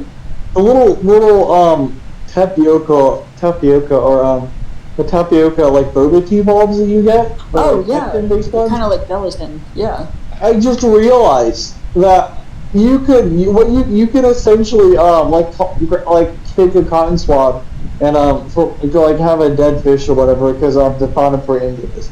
You could essentially grab optic lens cells from like a fish's eye or like whatever part you salvaged it, then put those cells into a cultured medium and grow them, and I'm learning how to do that now. And what you could do is, because these little you probably wouldn't want tapioca. You want pectin based with agar as a substitute for sugar. But if you were to create, you could. I just realized that I had this other project a while back that could revive, because I had this little like webcam I was creating, but I was like making out of like inorganic materials, but I was trying to make it replicate the functions of an eye.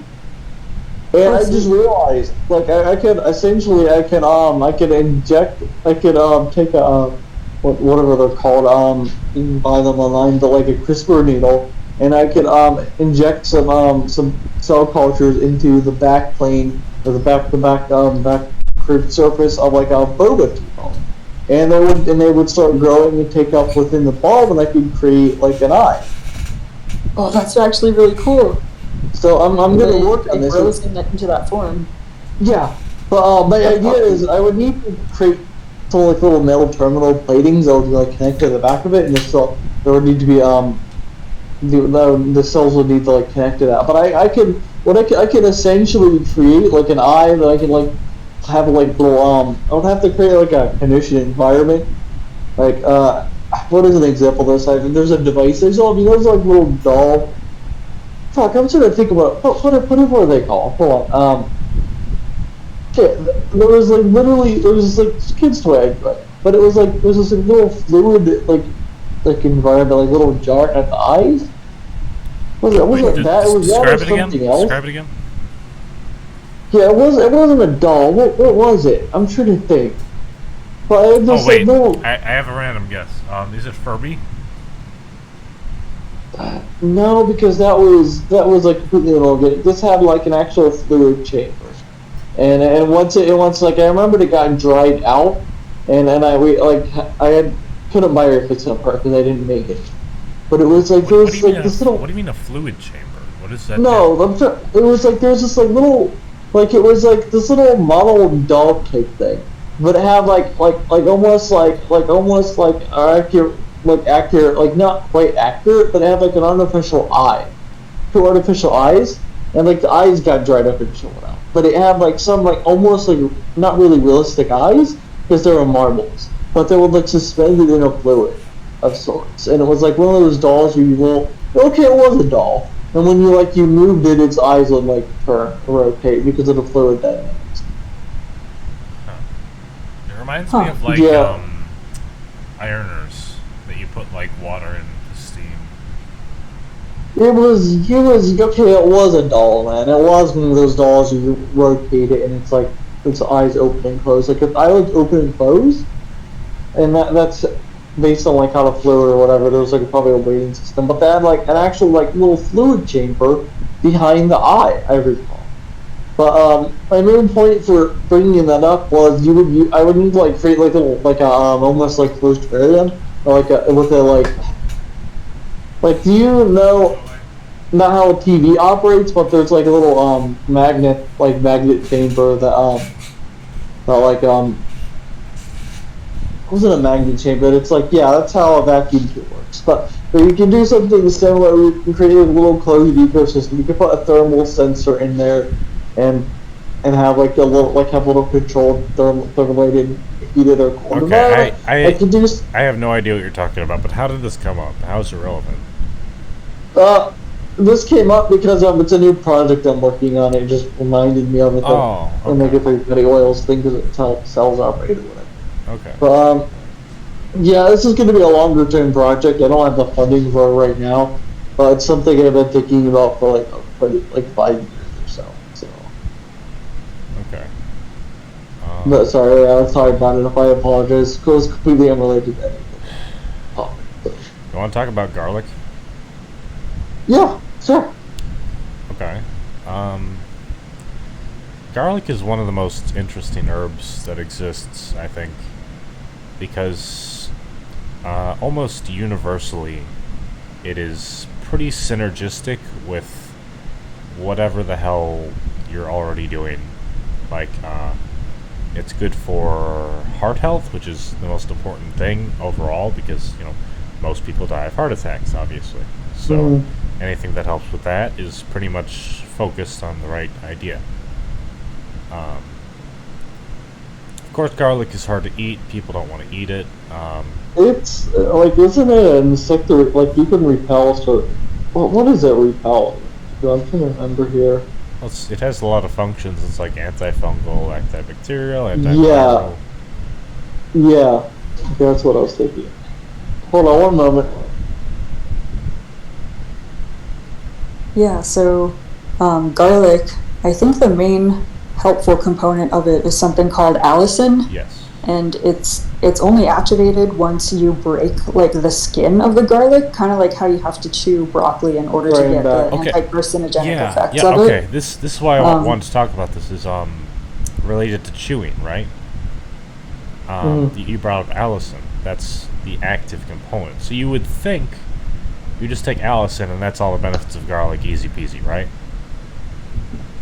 But is it like that? Do you really think it's like that? No, it's like there's when you extract something, yeah, you get particular benefits. That's true. But nature, it kind of doesn't do anything without reason. Everything that garlic is made out of is there for a purpose. The purpose is evolutionary, like in your own body. Everything's there for a reason, like your bones, you've got your liver, your kidneys, blah, blah, blah. All this stuff is lined up. It's shaped a certain way for a certain reason. It's positioned a certain way for a certain reason. Your brain's in your head. Your feet are on the ground. It's a holistic system. You take something out, like, I don't know, part of your ankle, and, the whole system has trouble functioning unless you do something to treat the ankle. Right? Have I talked about staticists yet? What? Have I talked about statoliths and staticists yet? I don't know I think I have. what that is. In plant cells, in plant cells, you know how a plant is able to detect its orientation when it's growing? Yeah, like they lean towards the sun, right? How they do that is, there's chloroplasts do that, but if you plant a tree upside down, it will grow and then curve and grow upward. Wow, that's intense. But how it does that is there's something called a statolith. So there's a staticist, which is just a little collection of grains within a vacuole in the cell, and that will orientate it upwards because it will be able to detect gravity because the grains will always move down. But a statolith is more complicated. It's like a collection of those grains in like a little bubble in the center with fibers connecting to it, like an actual, almost like how you look at things like a bunch of sensors in a circuit. So a statolith is more complicated. It's like an actual put together structure, and a staticist is just a bunch of grains in a vacuole that float downwards. Like rocks falling down a hill. But yeah, it's a very, it was just related to the topic. It's a very intricate process by which life facilitates itself, and you can just look at the structure of it. structure of a cell.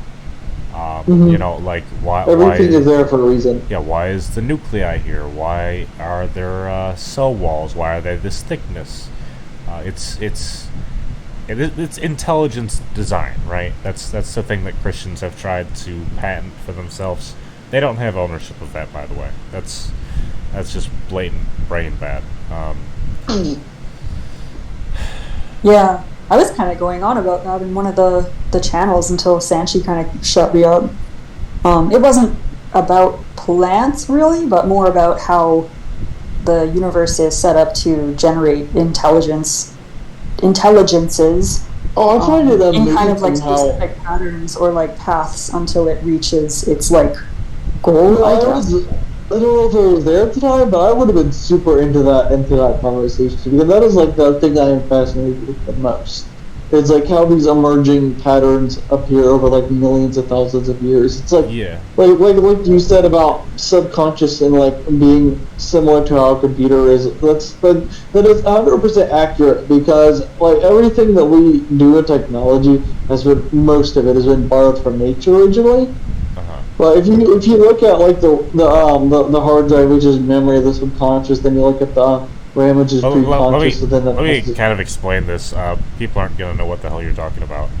Go I ahead. posted an image that explained like basically the purpose of the hard drive, the RAM. I was at one of these when you sent that. But go ahead. What were the Go other on. things like?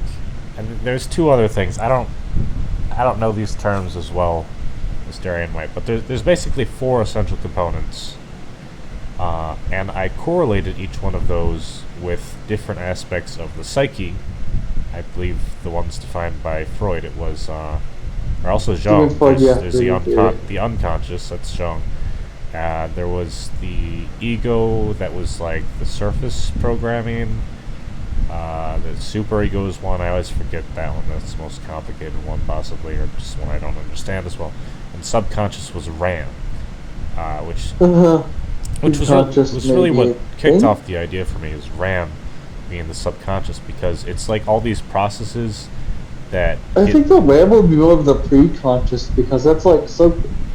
Maybe um because RAM is just random access memory, so I think preconscious. well yeah would be the more random flexible. access memory is basically what the subconscious is.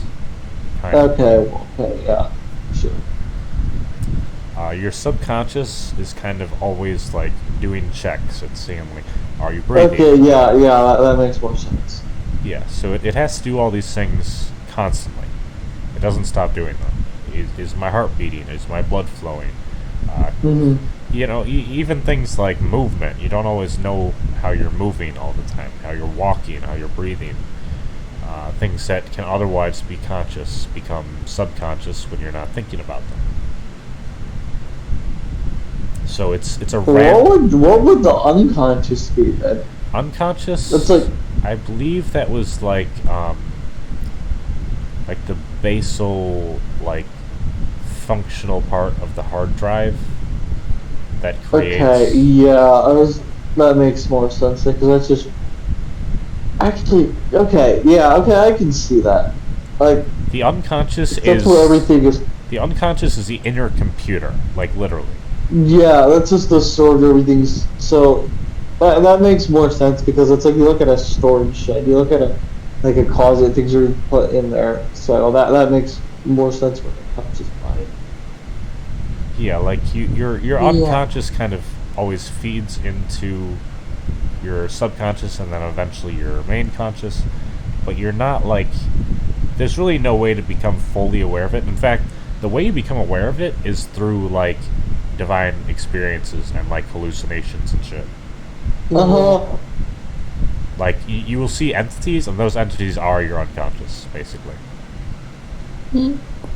No, like I will, like this is gonna sound weird, but when I was growing up, I would like always imagine these kind of like anime style battles in my mind or whatever. But it was just like I know it was an interaction in both like my subconscious and like unconscious mind and like and imagine because this ties in the dreams I've had as well, where it's just it's just imagination. It's like when you daydream, kind of. It's like there's like this is why you will see things in a part of your eyes, like these little shadow demons, and it's like when you're spacing out, and it's because it's like your prefrontal cortex does for like a millisecond at a time flicker off. This is also what a flow state is kind of your prefrontal cortex will like flicker on and off to allow your subconscious processes to function more efficiently. But it's just like this is like, yeah, do you know when you have sleep paralysis demons like in the middle of the night and this big part of your conscious mind is on while you're sleeping or when you're awake and you wake up, it's because your unconscious mind is still on where your conscious mind is on. Yeah. So this goes in like seeing things that are part of your eyes. It's like when your conscious mind like turns like lessens in activity, and your conscious mind increases in activity, but there's like conflict between the two parts of your mind. So it's like kind of like a bug. So if that makes any sense. Yeah. Yeah. So when you dream, basically, you're fully immersing yourself in the unconscious process. Mm-hmm. And that is where like all the things that are so fully internalized, like it's kind of like ethos, right? You remember when we were talking about that, Seth? I remember. Yeah. Yeah, so it's basically how ethos works. It's like foundational cores of being, right? That's the unconscious. Oh, also, do you? Okay, this is going to be another weird analogy, but when you're trying to think of something and you don't know the name of it, and then you will suddenly somehow find the word you were looking for after enough searching. Yeah, that's the mnemonic memory. Okay, that's different. But like, my point being is that's controlled by the unconscious or subconscious, isn't it? So. Oh, go ahead. Yeah. So it was in big brain posturing. I think I was like doing that weird trance, like channeling or something. I was like trying to share, like, some kind of like idea, or I was trying to like translate some kind of like feeling or idea or vision that I was having. And you called it, like it was about cockroaches. There it is. Yeah. I was like, I should make an illustration of the evolutionary timeline of the cockroaches that survived the next mass extinction. And then that just literally kicked off like this entire like story or like vision in my head. And I was like, crap, I need to write this down while it's happening.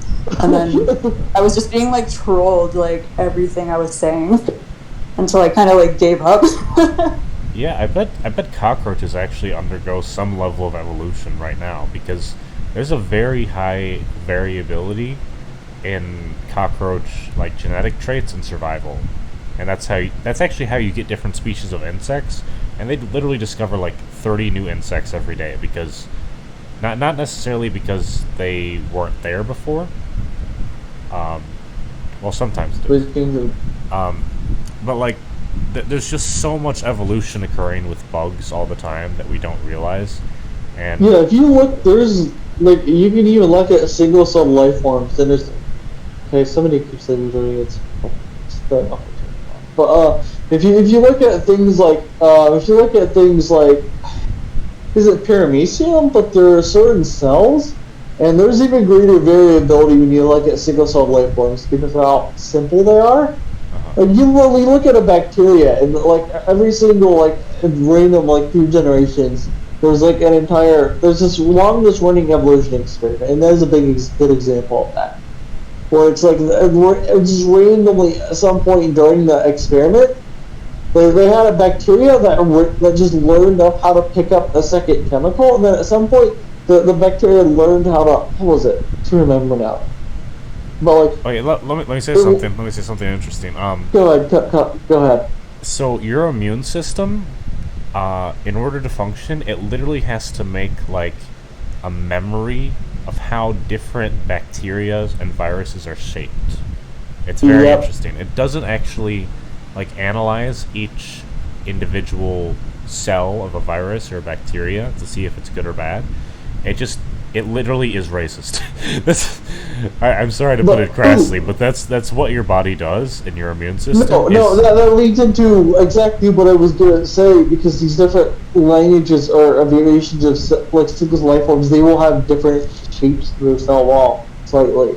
So that is completely true. Yes, so it has to kind of like assume, like, because I've experienced this, I'm going to assume this about this, and it gets very specific. Like Uh-huh.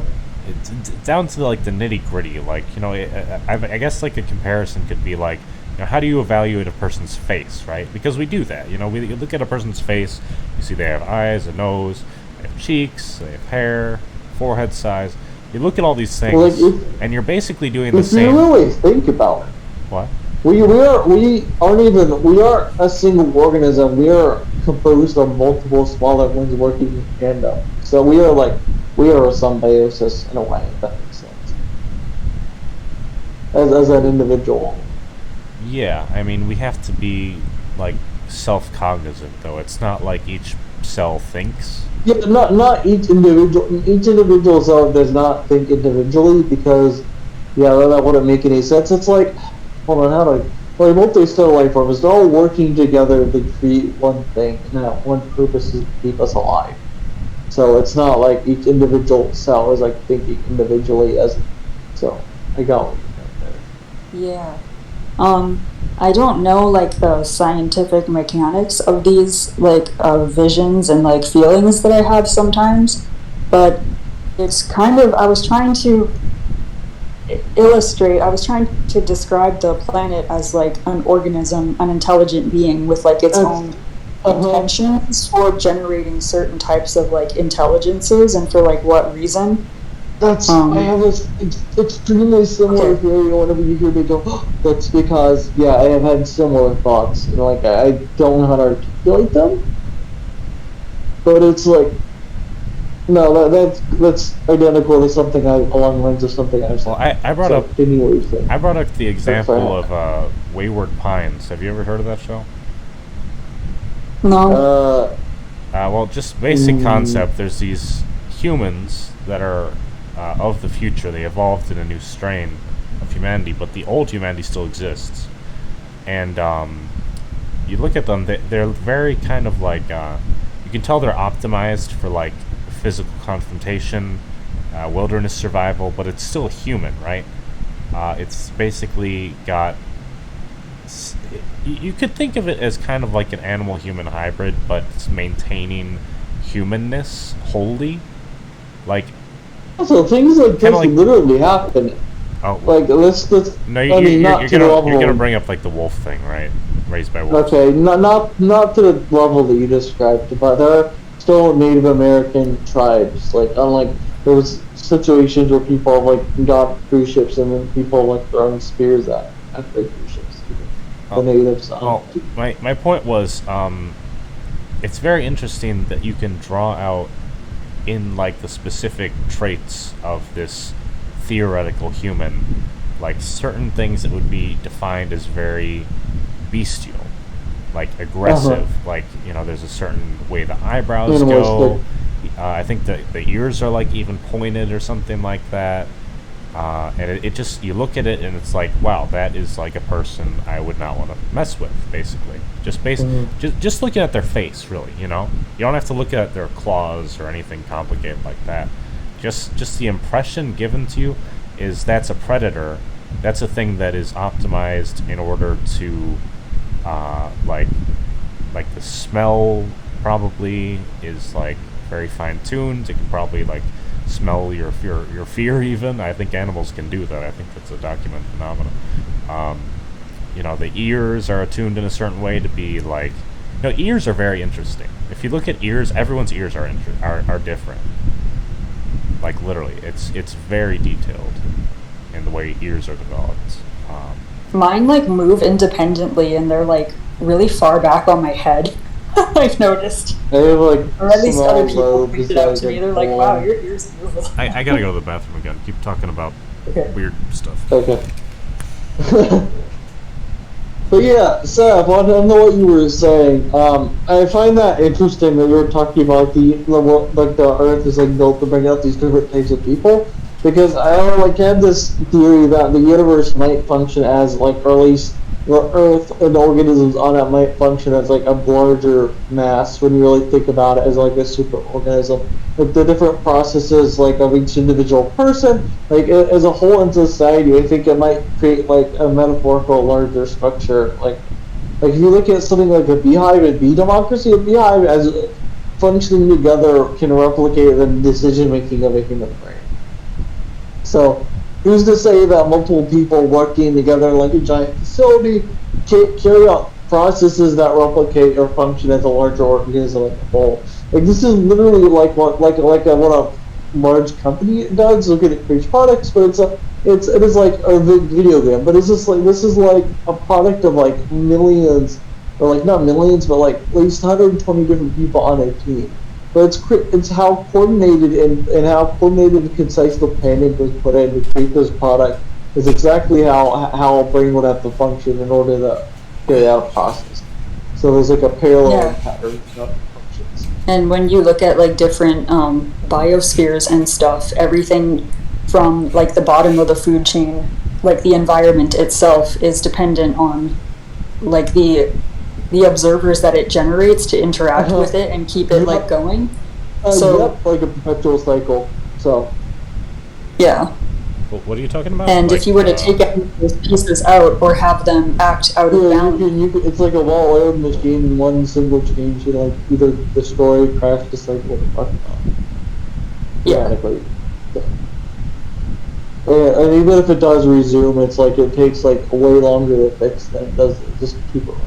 Man, when you guys start talking and I go away for 1 minute, I feel like I've been away for 10,000 years. It's like you're talking about.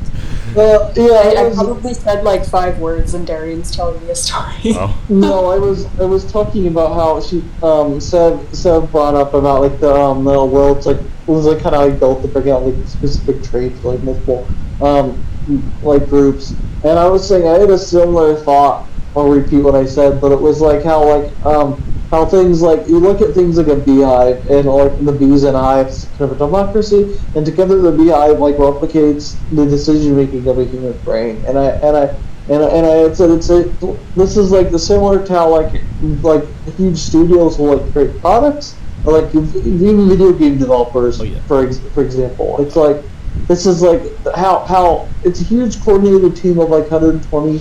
I don't know how many people, but this one single product or game is like the result of that, like an extremely coordinated, directed mass of like it's crazy the coordination and planning and yeah. Did you know that autistic people specifically, I believe, have some kind of a genetic sequence or something that is only found in bees? I did not know this. Yes. It's very unusual. I mean, if you look at you could look at lots of different things and find, I think, parallels. No, I know this for a fact because it's like if people like autism and Asperger's, like they are more primal and like they're not quite. We're not like cavemen, but we are like more closely structured our brains to what our ancestors were in modern day humans. It's like. This is proven that we have like not like a caveman strain, but it's like our brain is like more. I personally believe that the autistic brain is like the modern manifestation of the archaic, like the original. Yeah, exactly, and I believe that too. So I've even said this where it's like I kind of feel like we're primal, and not even really in a joking sense. It's just like I'm built for this one specific task and this one task only, and it's like. It's hard to explain. It's just like it's like why people he's kind of rough around the edges, but everybody likes him. And it's like you look at things like ancestral like cavemen like Neanderthals. They went extinct. I mean, let's theorize that like cavemen went extinct because they weren't able to adapt to the changes, fluid changes like the modern humans or whatever. Human ancient history is actually pretty malicious. We had to learn to not be cannibals, basically, because cavemen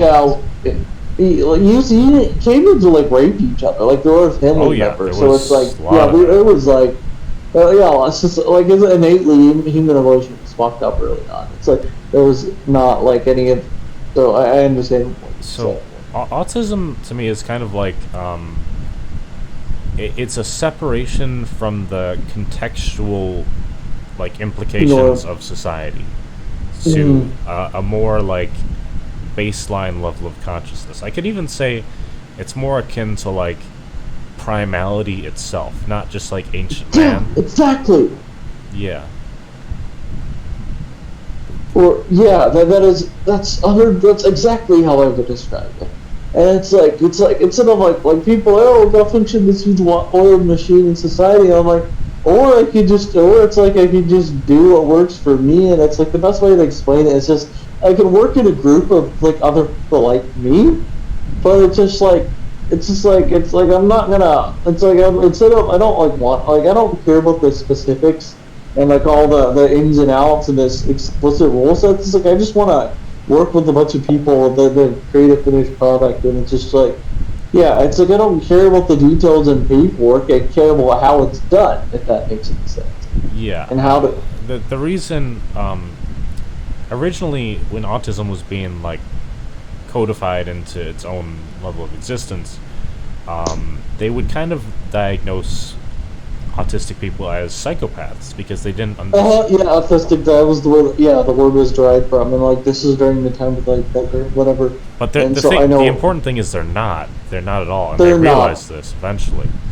Psychopaths are okay. They fall under the umbrella of what is it?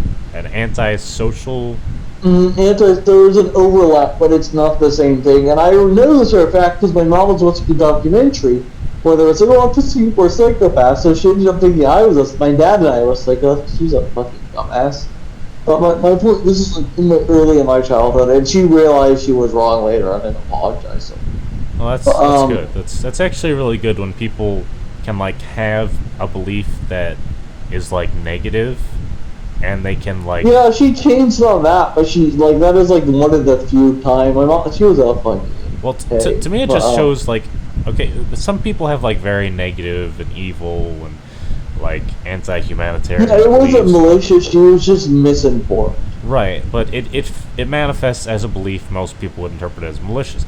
But I think the thing about that is the anti-conformist like impetus. If you can take someone who believes like horrible things and you can actually logically deduce to them why you don't believe those things, why you should not, and assuming they don't like tune out and be like blah blah blah, I don't want to hear it.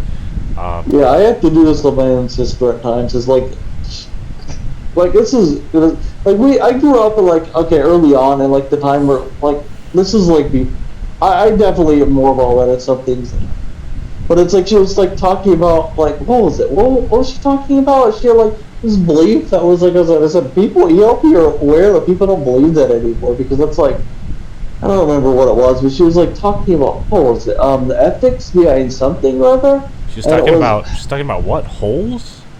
Hold on, no. She was talking about the ethics, like the ethical implications behind something or other. I'm trying to remember what it was, but it was like something that like literally everybody.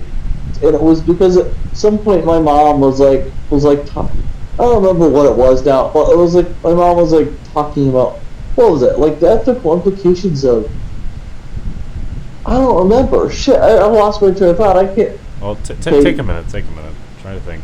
Yeah, hold on. Give me a second. This is If necessary, I can just cut this part. Just it was like my mom had this really old-timey belief about something. If for some reason, kind of like impression. I have traits of this too, because I remember like there was like my mom. Well, she was like, oh, this is a different topic, but it was a similar thing where she was like, there was this bakery in town, Richmond Bakery. Or there's this bakery in town, and what ended up happening is, oh, that's not the bakery, it's a dog cat food factory. It was because she didn't want to go out and buy us anything. So for the longest time, I had thought that what I was smelling was like the dog cat food factory, until I was like, wait a fucking second, it's the bakery. But she had like this belief, but it was like logical. Okay, never mind. It was okay. I just remembered. I remember now.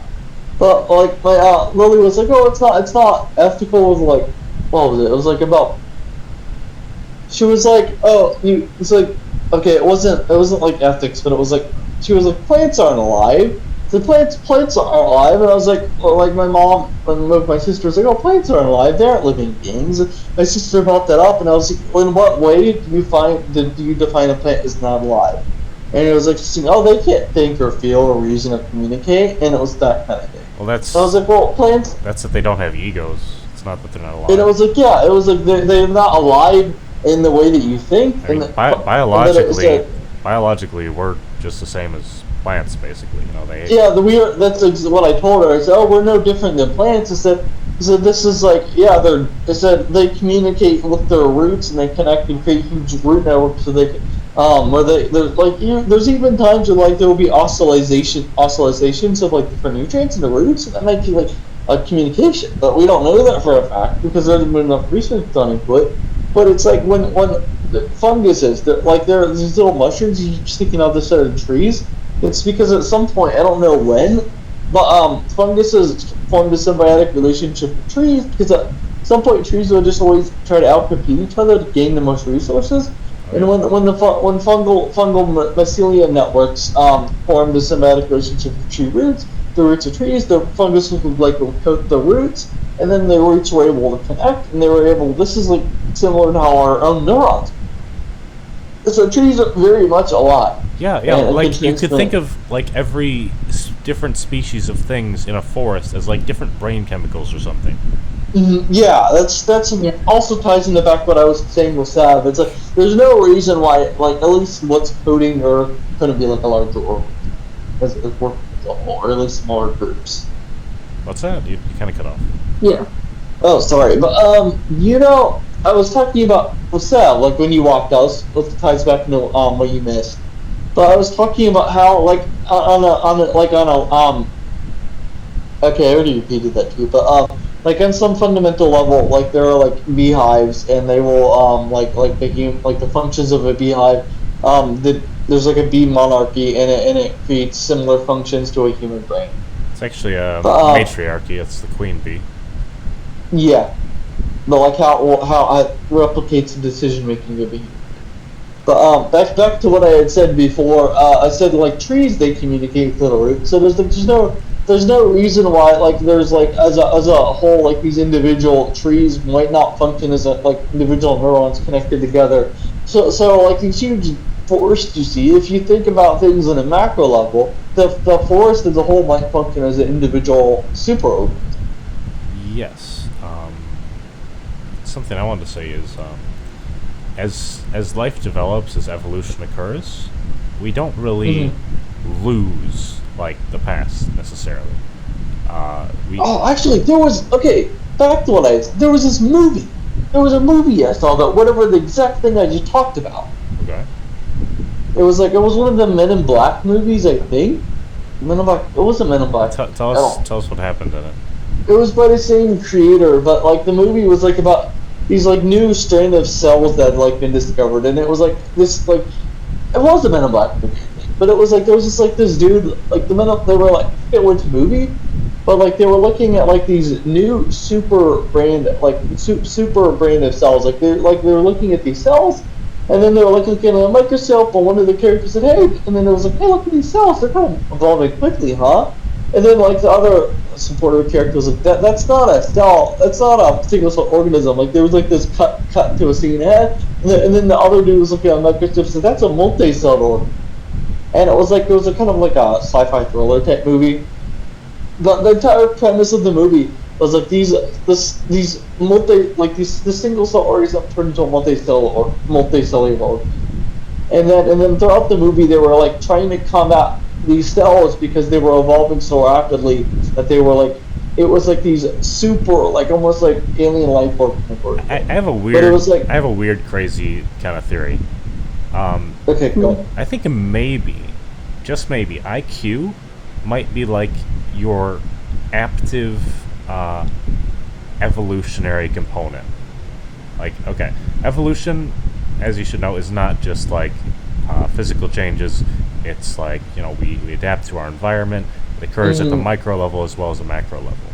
I think that I started thinking about this because I started thinking about how environment influences IQ as well, and how like a person who is like optimized to have a good life, and they're doing good things for themselves, their IQ will actually go up in a certain way. So that Yeah, I think mine definitely fluctuates. I used to be a lot smarter.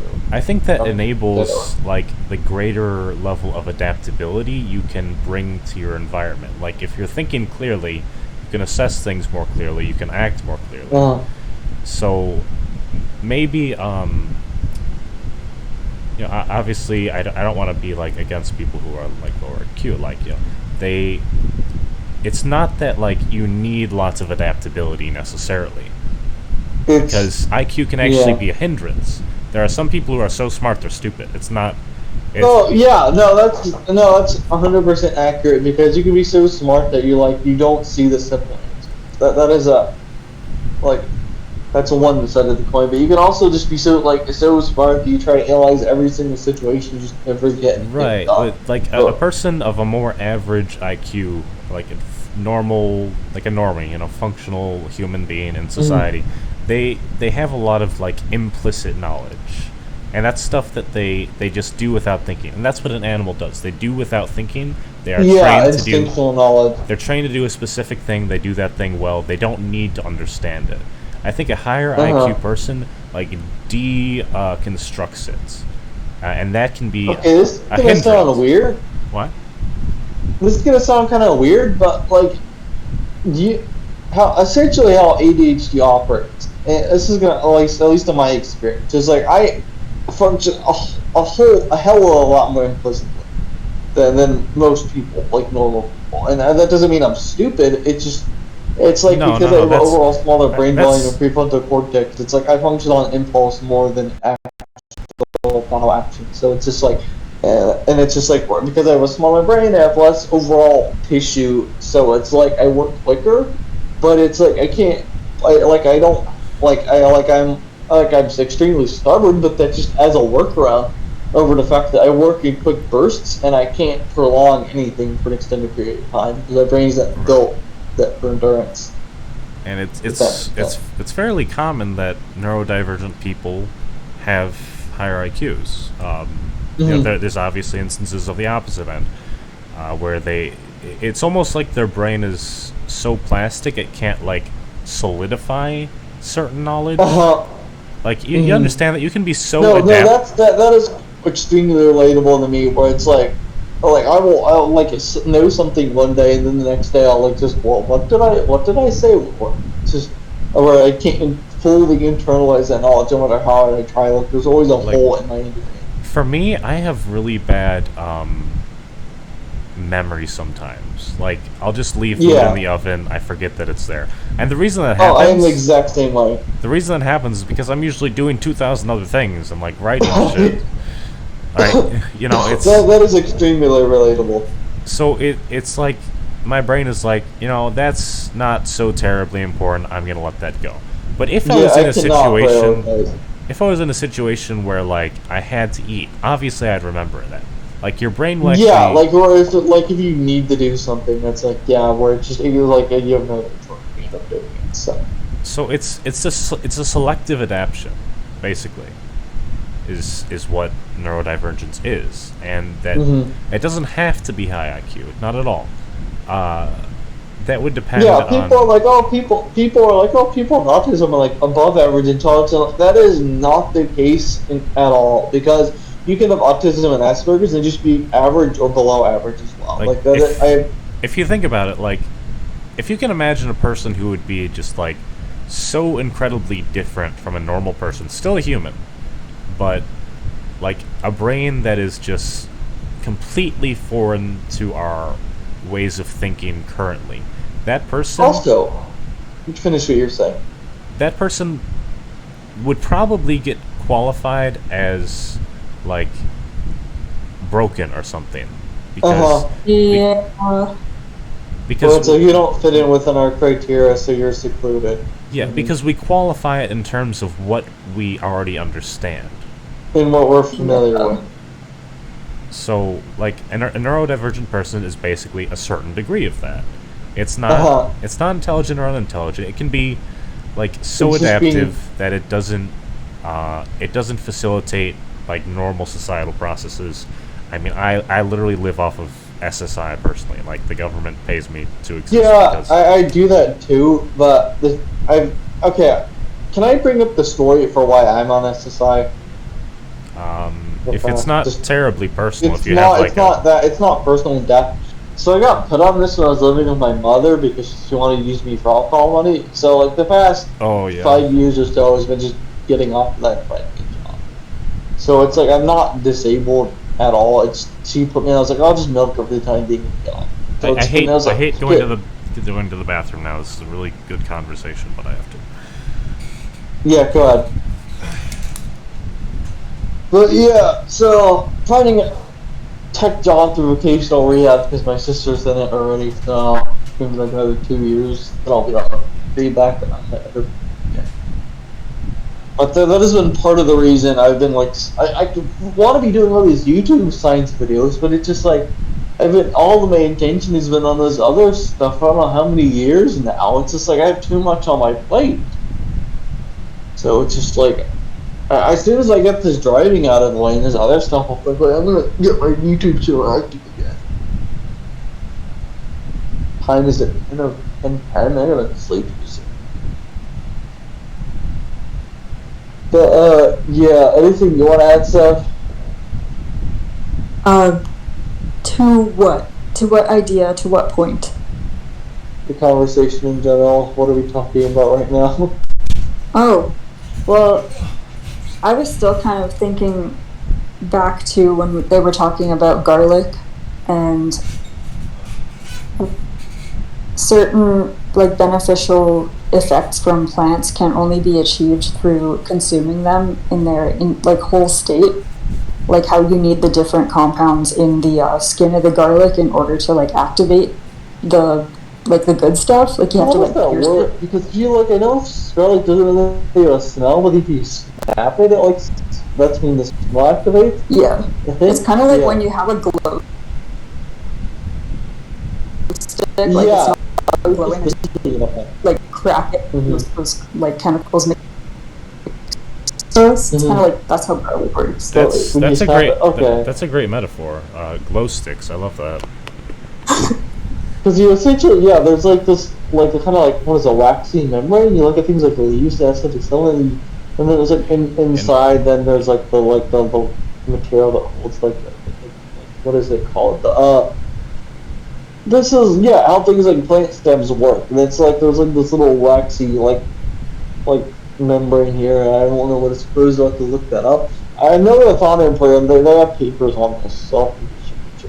But then you like you look at things like a dandelion, you snap it, and there's like these little it's okay if you look at something like a box, in between the actual box walls, there's like these little like back and forth like little other like folded membrane that holds in place. That's similar to how a plant stem works. So it's like folded around in like a circle, and there's like materials that are transported through the stem.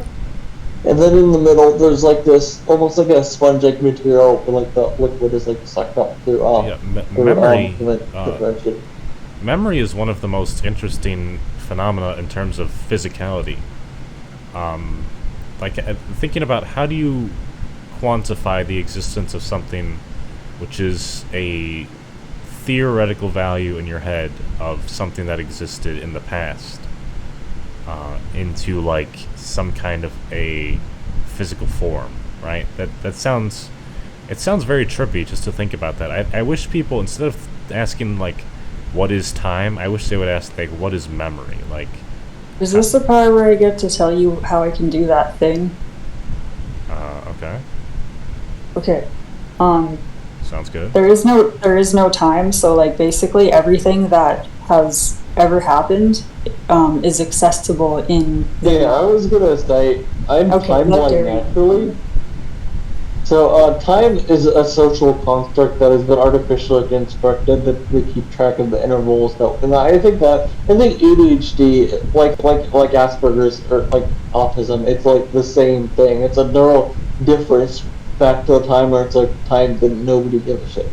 Right, and like something I wanted to bring up before is like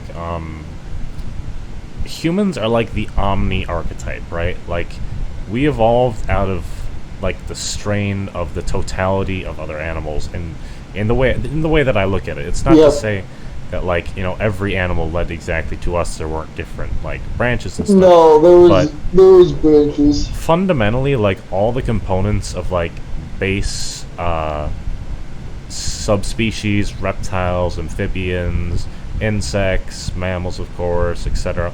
All those things are embedded in our mind and our different processes, right? Yeah, you can like humans literally know the entirety of how a nematode works. So it's like there is like no reason in hell why some person couldn't teach their kid about nematodes and just instinctually like they have like this subconscious understanding by the next generation. Or like if that makes any sense. Like what I'm trying to say is like we have gone to the point where we're intelligent enough to know like to have analyzed every single fiber of like a simple organism. We know how that organism operates. So we don't just have a collective knowledge of our own existence, but other organisms' existences as well. Right. To a degree. We take the form of a human like very for granted, but you have to think about like how did exactly this model arise, right? It's like what led, why didn't we come up with humans earlier, you know? Like we had what 7 billion years or something, or 4 point, isn't it like 4.1 4.2 or something? Anyway, like why didn't we get humans sooner if humans are doing so great, you know?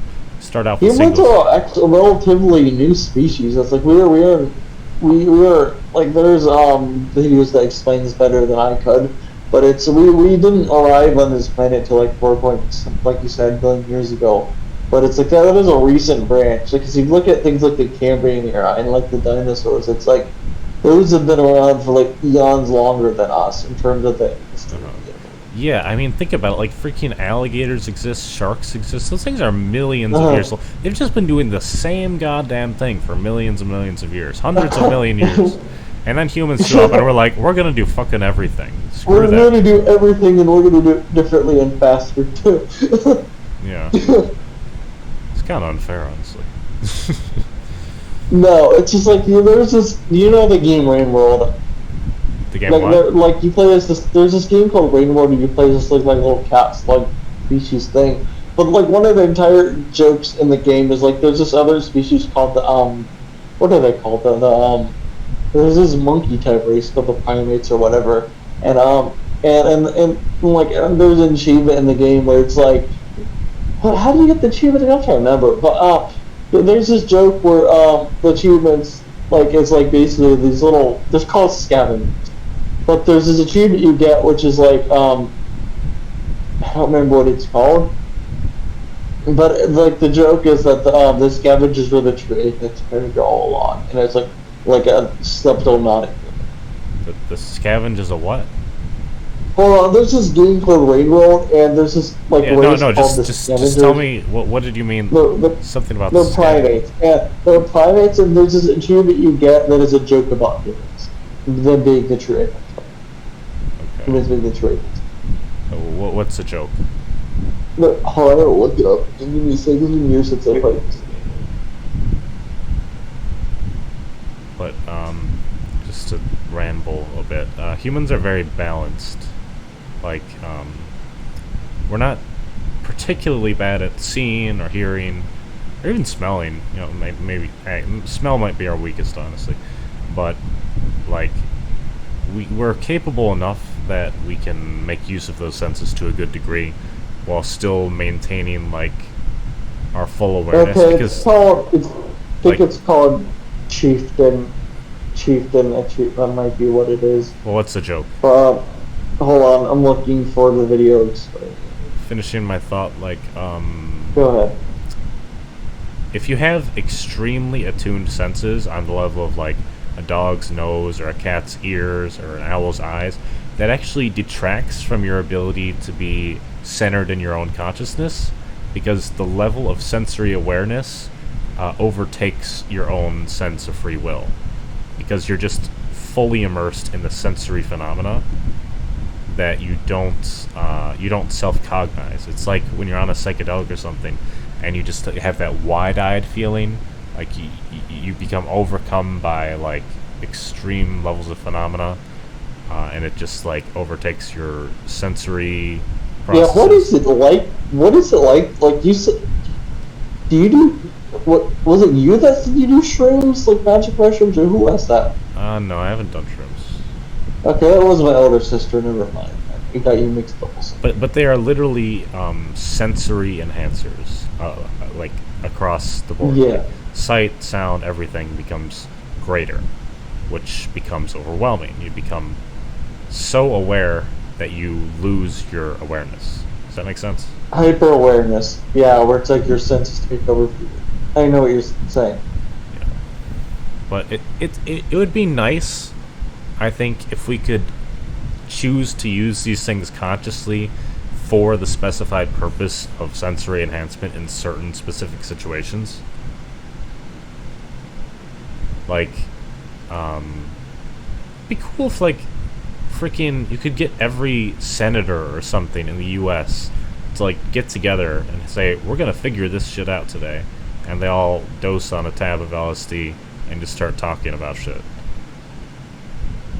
Like, that would be a productive use, I think, because it would like inflame all the different tensions that exist in the thought forms they've created.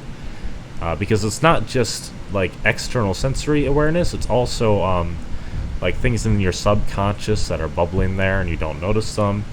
If you feel subtly angry towards someone, it might bring that out. You might also be able to express your feelings more clearly. So something like that, I feel like that should be like almost like required of politicians. Can you remind me that I kind of spaced out? I just had this idea like There's some people who can do that without those drugs too. Yeah, that's like a trance state. That's something you have to foster to a degree. Or you are just like kind of born with it and it happens to you and it takes forever for you to like understand what it even is or that you can even control it. Do you guys know Leafy is here?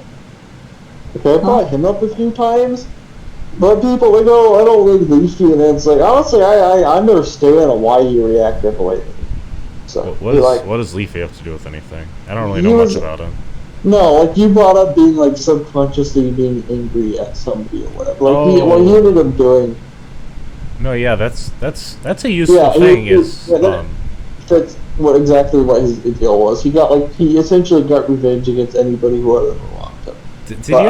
Did you hear about that one Minecraft YouTuber who I think killed himself from bullying, and he had like 15 million subs? This sounds familiar. I don't remember their name. I don't remember his name either. I just saw a video about it recently, but yeah. I'm pretty sure I don't even know the whole story. I'm just pretty sure he was this huge YouTuber who was like, pretty well liked, but had some haters. I mean, you have to be somewhat well liked to have 15 million subs. Jesus Christ. Yeah, people hate me, and nobody even knows who I am. So it's just like fucking. But I brought this up because why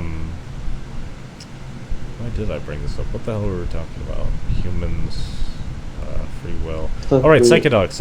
Okay. Yeah. Okay. So like, a useful way to employ these things, and they do this with MDMA sometimes. So they have like family therapy sessions with MDMA, and people resolve like long held issues that they couldn't get over.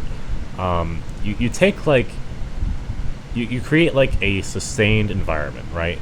That is moderated. Mm-hmm. You have a professional shaman psychologist there to facilitate things, and you dose the people, or maybe a specific person he has an issue with, right?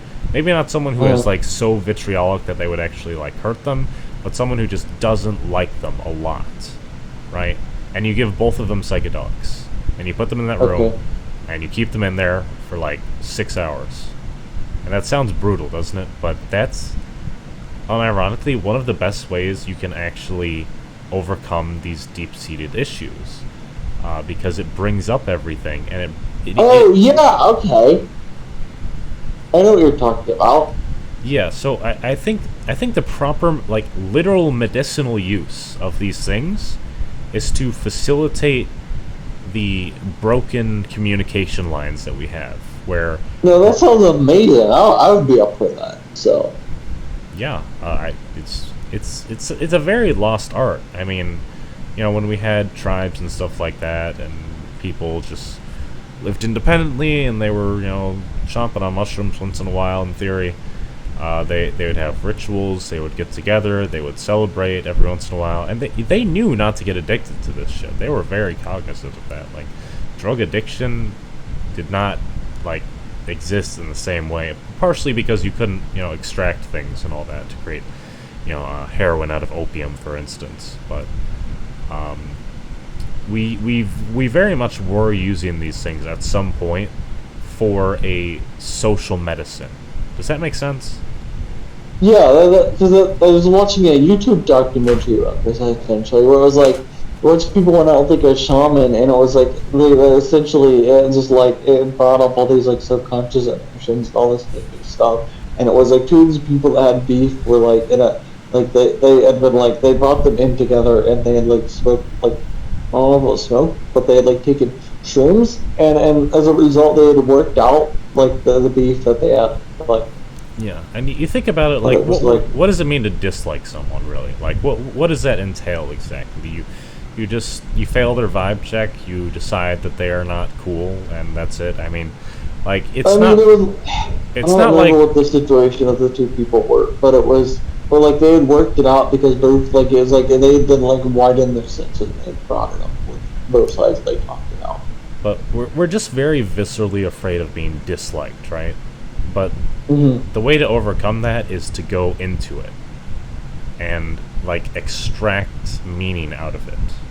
Yeah, find the reason why you don't like this particular person. It's if both parties just talked it out, and so goddamn doofuses. I know this I mean, there's more complex reasons for if somebody wrongs you and hurts you, and then just goes do something else, and then you just don't act the way you wanted to at the moment, defend yourself, and then you're oh well, I should have fucking said this, and then you end up holding a grudge.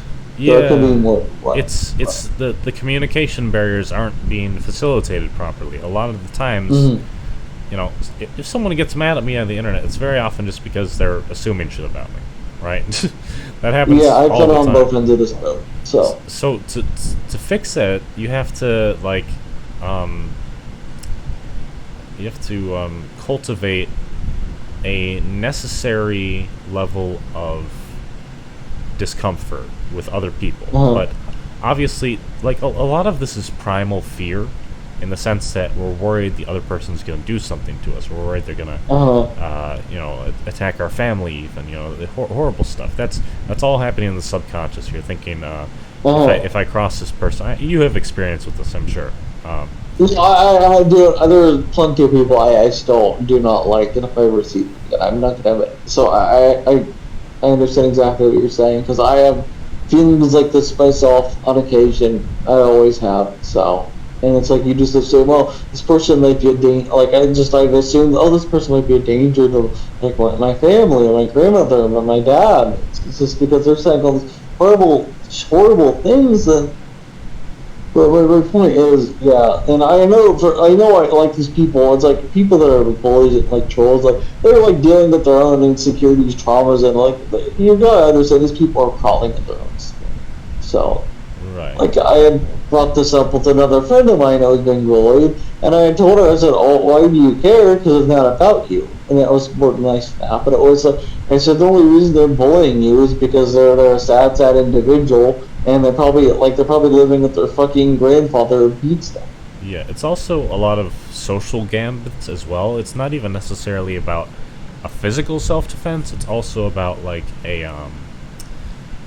suppose a spiritual self-defense, because when another person kind of tries to control you, what are they really getting out of that? Yeah, not necessarily you're doing something for them. It's they're trying to bleed, force you into a mold that they have designed for you, and then you fight back. It's I'm not going to do that for you. They're trying to bleed your essence out or something. That's weird as that freaking sounds, but that they want to capitalize upon your feelings of inferiority, to put you in a certain place, So Yeah, people have done that with me, and then even the Grim Reaper, he literally just tried to do that, and I just laughed in his face. Because I was like, you should know me well enough by now to know that doesn't work on me.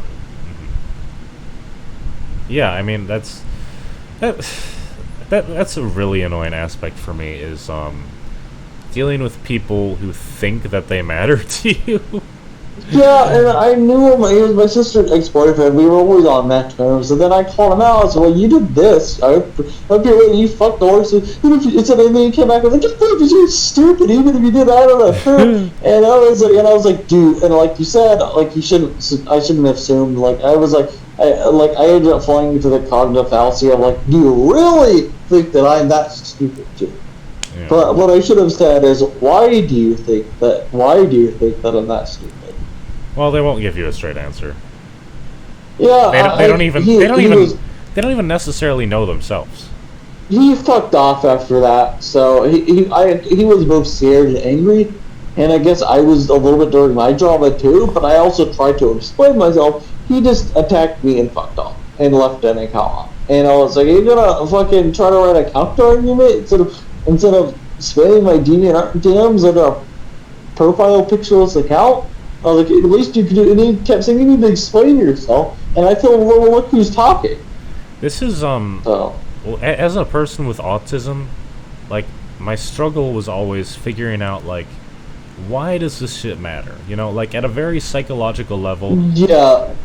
Like people understand this, that you don't have to ask them why shit matters. Like talking to people, but for me, like it was like, why am I doing this? Why does any of this matter?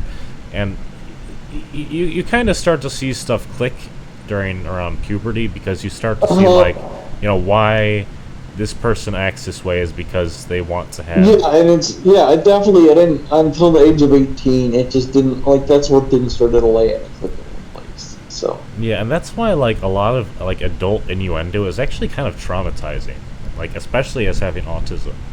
I feel like this is a very underappreciated. There's literally still some people that are beyond me. Like my ex principal, I don't like her. My dad didn't like her either. But it's like she was just an asshole to everybody. And he came in and told her that one day. I was like, well, maybe you should start treating my son with a bit more respect. And it's don't go as far as he wants to go, or something like that. Okay, like adults, they keep a lot of secrets. Okay, obviously, that's what they have to do. Personally, I feel there's a way to amend that in a productive way. Like, I definitely am mysterious in certain aspects. Like, I don't always explain why I do the things that I do, but it's just like easier to read than like I don't know if that just comes down to my autism or what. I'm like predictable, but it's just like. Yeah, like people will try to like tell you. I mean, that's literally what my last video was about. I don't know if you saw the premiere, but like I was talking about like how people will like try to categorize you based off of stuff you post online, based off stuff you're doing in physical reality, and they'll make all kinds of assumptions. You know, if you're doing something kind of weird, they're gonna be like, "Oh, that's a crazy person. Let's distance ourselves." Yeah, people definitely looked at me like that because, like, when I was younger, I was just a kind of dumb, badass kid, and I'm like go around taking food from the other tables, so nobody would interact with me. And during high school, it was just because I didn't have enough to eat at home. No, I know what you're talking about. I can relate with. I didn't really care because I was like, well, I'm getting food out of it, and I don't give a shit what other people think. I'm hungry. And like so. In school, personally, I was always kind of shy, I guess. Yeah, I was. But let me finish. Extroverted, led strong introverted tendencies. So I never really got bullied though. That's the weird thing. I would get bullied from like rival people who were like also intelligent. Yeah, people were rivaling this. Yes, I got bullied in the exact same way, and then by some legitimately hurt people. But I always defended myself, and when I couldn't, my friends would like simply slam their heads into the table. Yeah. So like, it's just like it's like when they with like gym class, right? You'll be shitty at the sport or whatever, and you know they'll all be awesome at the sport. That was always my experience. I suck at sports. I am horrible at sports. They said, "Oh, if you don't do this, you won't graduate." So I did one part pretending to throw up in the bathroom. Get out of it. I graduated anyway. So some people's response to this is they will just not try at the sport. No, I tried. Like, I am a decent middle distance runner, but it's just like I can't do long distance. Like, I will like drill holes in my stomach. But it's just like I can run a certain distance, but it's just like there's a point where I'm gonna have a tear in my tendon if I continue, and I'm not gonna go for that. I'm gonna be cautious that I'm not gonna end up getting that far. So I don't push myself to the extreme. So what a bully does is when they see you doing this, is they try to figure out like what you do care about, and they'll deconstruct that. So if you don't care about the stuff. People always like just ignore bullies, but I never. Whenever I got bullied, I would be the type of person where I would just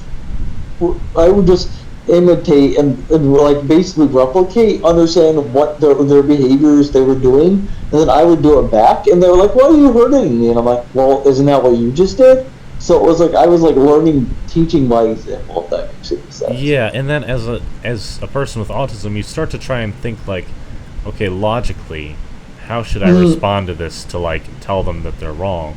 But that's not what you do. That's not what you're supposed to do. No, that's not what you're supposed to do. But it's actually the way I gravitated it. So I was the exact same. Even when some people grow up, they don't fully internalize this. They become like man children basically, and that they'll still bully people. They'll still like play these games, and you know to a degree, they'll still try to get with it.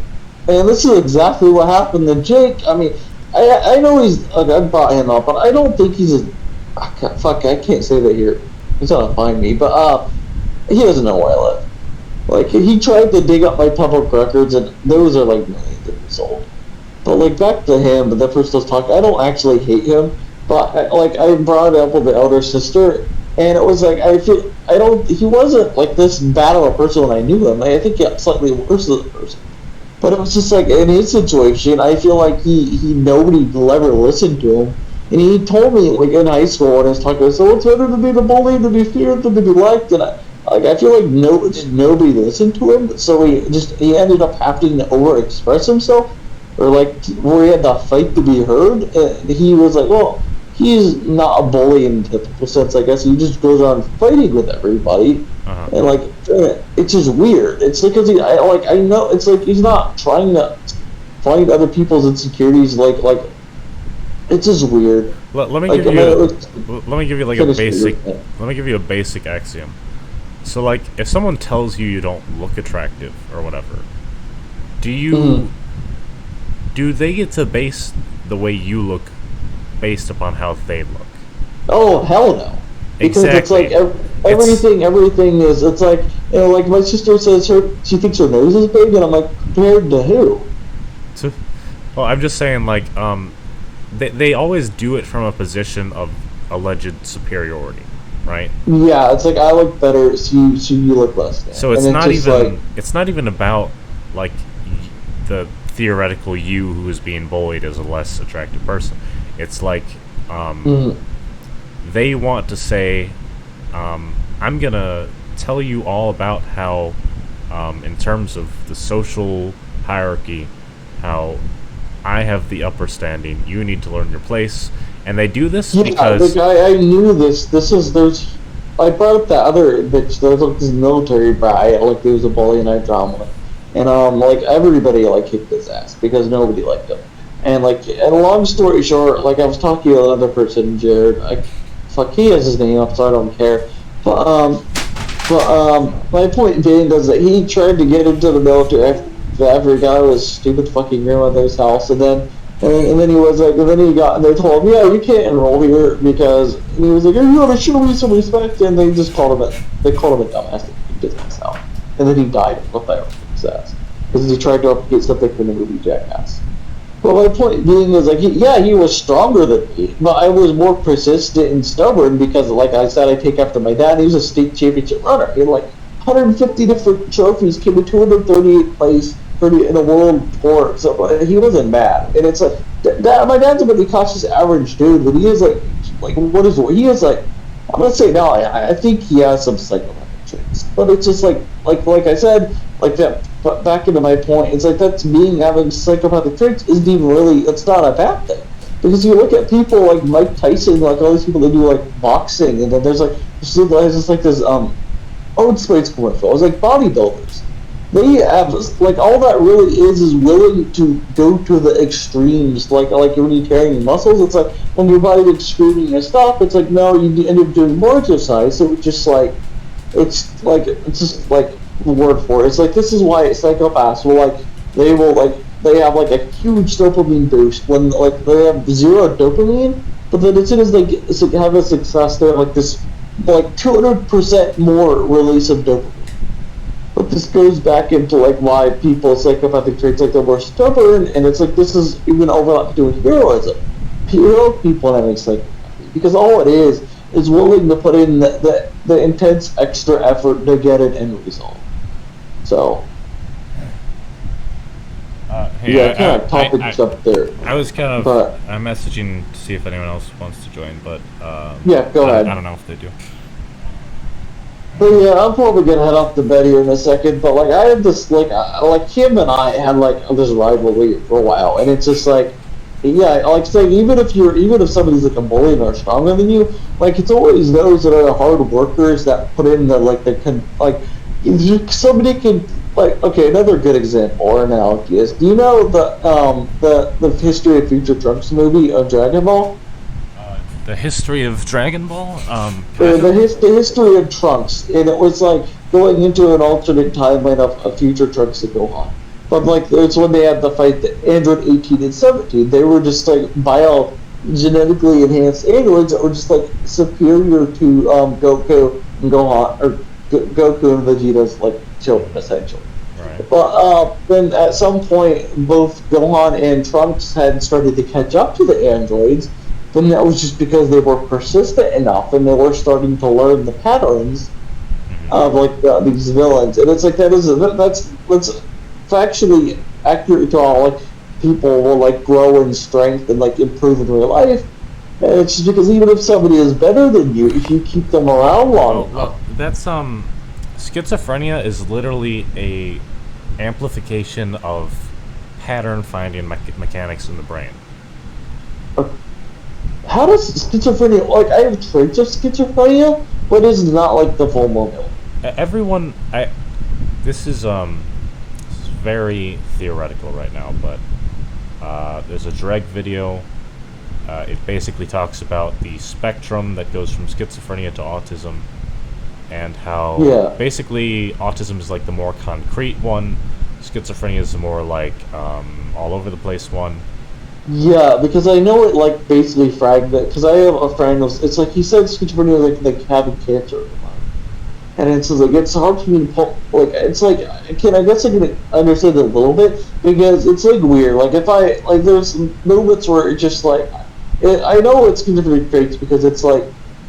Like I said when I started meditating, and I had like on onset it's like almost like schizophrenic type symptoms, and it went like point being I know I have like difficult. Anyone can get schizophrenic type symptoms if they like meditate long enough or like go in an isolation tank. But yeah, it's weird for me. Because it's like if I'm not focusing on something, and it's just like it's weird. Like I will dissociate like in long periods of inactivity, and during those like where I don't have anything else to do, during those time frames, the schizophrenic like the traits will increase, and I'll have like almost like non-stop schizophrenia just randomly. Yeah, but it's weird. It's only when I'm not doing anything. Right. So basically, those phenomena are like basically right on the edge of your unconscious and your subconscious, right? Yes. Yeah. It's like it exists within you. You can also kind of subtly become aware of the way you're creating it if you're very, very familiar with this thing. But it still is self-generative. Like you don't inspire its existence by like focusing on it. Like it's not. Yeah. It's like you said. It's not the official diagnosis. I don't know what like it's like for you or my sister or this other person, but I know like it's just I can tell. Like that's just all I can explain it as. It's like I can tell there's a disruption in my normal cognitive thinking when this happens, and I can't tell when I'm going through it. but it's like I know afterwards that I had went through it, and based on how other people explain how I was acting. Right. Well, So the important thing out of that though is this is an inherent part of everyone, right? You can't escape from your own unconscious and subconscious. They're still there, even if you're not schizophrenic, even if you don't see and hear weird things. mhm. It's inevitably like embedded in your being. So Yes, it's not like I hate the connotation of a hallucination as being an illusion. It's not. A hallucination is fundamentally related to like yeah, an illusion is like when like you look at things like patterns that are like overlapped and it looks different. And a hallucination is like an internal stimulation becoming external that's not supposed to be there. It's like an externalization of an internal process that like you're not supposed to see. If that makes any sense. right, right. It's you can have like And an imaginary friend or what are those things called? Like tulpies? I don't know the yeah, pronunciation. yeah, I know what you're talking about. And those are just like the more consciously derived hallucinations, Yeah, basically. like yeah, if you imagine a friend, you are in conscious control of that imaginary friend. You're like playing pretend. You can control that. But also, like okay. This just weird thing I did when I was growing up. Like I would like create imaginary friends, but there was also this weird like there was this flip side. Like I would randomly like like think about a ring rotating in my mind and I could visualize it, but then I wouldn't be able to stop visualizing it, and it would Yeah. like move around the room, and it was like, and that was like almost like an internal hallucination. That there was an overlap here, but it was I knew it was a hallucination because I would then randomly this ring would appear, and I said I didn't tell it to appear, and it was weird. Well, let me You let me let me tell know, you let me tell you how it builds. Okay, so you okay. can imagine something in your head and you can feed that image, and you Yes. can manipulate it, tell it what to do. You can even kind of like program it in a way. That's how Yeah, you. like this is there's people that there's an entire diagnosis or like almost like deficiency, which is the lack of ability to visualize things. So basically, when So you get a hallucination, it's still that. It's just extrapolated from your primary yeah, it's like that. surface. It's like when you lose control of it, and it's like this is like I said, like when you like when like I talked about this before, but it's like when blind people will suddenly see something, Uh-huh. or like and because part of the brain that like imagines and fills in a blank will operate on its own, and they're like there's been like stories of blind people that can't see, and they'll suddenly see the face of somebody they love standing, and they get spooked the hell and back. And it's because like they see a person walk in front of them and they're like, holy shit, because it's like the part of the brain like when you don't see something, like your brain would actually try to fill in the gaps. Like if there's a huge blind spot like in the front of in between your eyes, but your brain will fill that using it like there's part of your brain that will like fill that gap because there's like stereoscopic images or whatever. But there's a part of your brain that will fill that blind spot automatically. And that part of the brain will sometimes flicker an activity on its own, even when the person is blind. So they'll suddenly see some person. And I had this happen one day. Like I saw when I was growing up, I was like in my bedroom and I sat up. Suddenly I was terrified because I had thought I saw a skeleton walk in front of me, and then entered the other room, and I thought it was a ghost. But what it actually was, it was the part of my brain that fills in like the part of the brain that flickers in activity when you're not seeing it. So I was like my brain was filling in a gap when I was like I thought it was dark out and I saw someone walk by, but it was actually it was the part of my brain that like fills in that blind Yeah, spot and like when blind people. like So I know what caused it now. the reason people will hallucinate in the dark is because the darkness activates your fear mechanisms in the brain. Yeah, that Uh, too. So so that paranoia, which is associated with schizophrenia, it creates a subtle imaginative anxiety. So you start looking for things yeah. that aren't there. Oh And yeah, when I have panic attacks, I will have panic attacks. It'll look like the ceiling's made out of me. So and I will have like paralysis. so when you're looking for things that aren't there for a sustained period of time, your brain will eventually See them, manifest them and yeah, because and then your imagination is being fed into. And the more you feed into it, the more it becomes real. Yeah, the more you play into that fear, the more your brain will like, well, yeah, it's like your systems are higher. And the longer that gets stressed, like a muscle, the more it becomes manifest a part of yourself, and that becomes what's typically known as schizophrenia. Yeah, so I have like anxiety disorder, and it's like more randomly. But like this was another example. This was living at my mom's place, and I had shot up in the middle of the night one day, and I looked around, and it looked like meat was hanging from the ceiling, and it was pulsating. But I was just having like a paranoid panic attack, where it was just like, but it like had fed into essentially a schizophrenic. You could actually say, okay, you know those what are they called? Do you know what homunculus people are? Let me talk. This is a really interesting idea. What you're saying. Go ahead. But we'll come back to it. You know when people think like the Monopoly Man has like a mustache, the Mandela effect, right? You know that? Yes. Yeah. That's actually a schizophrenia. Are you serious? Yes. Yeah, so think about everything I just said. You're looking for something that isn't there because you do that for a long time. It ingrains itself into your imagination. And well, it's you end up, where you miss, like, you end up, like, people think, oh, he has a mustache. It doesn't. Yeah, but no, actually, it's like a monocle. I think it's a monocle that he doesn't. It's a monocle, yeah, okay, yeah. I got what you're saying.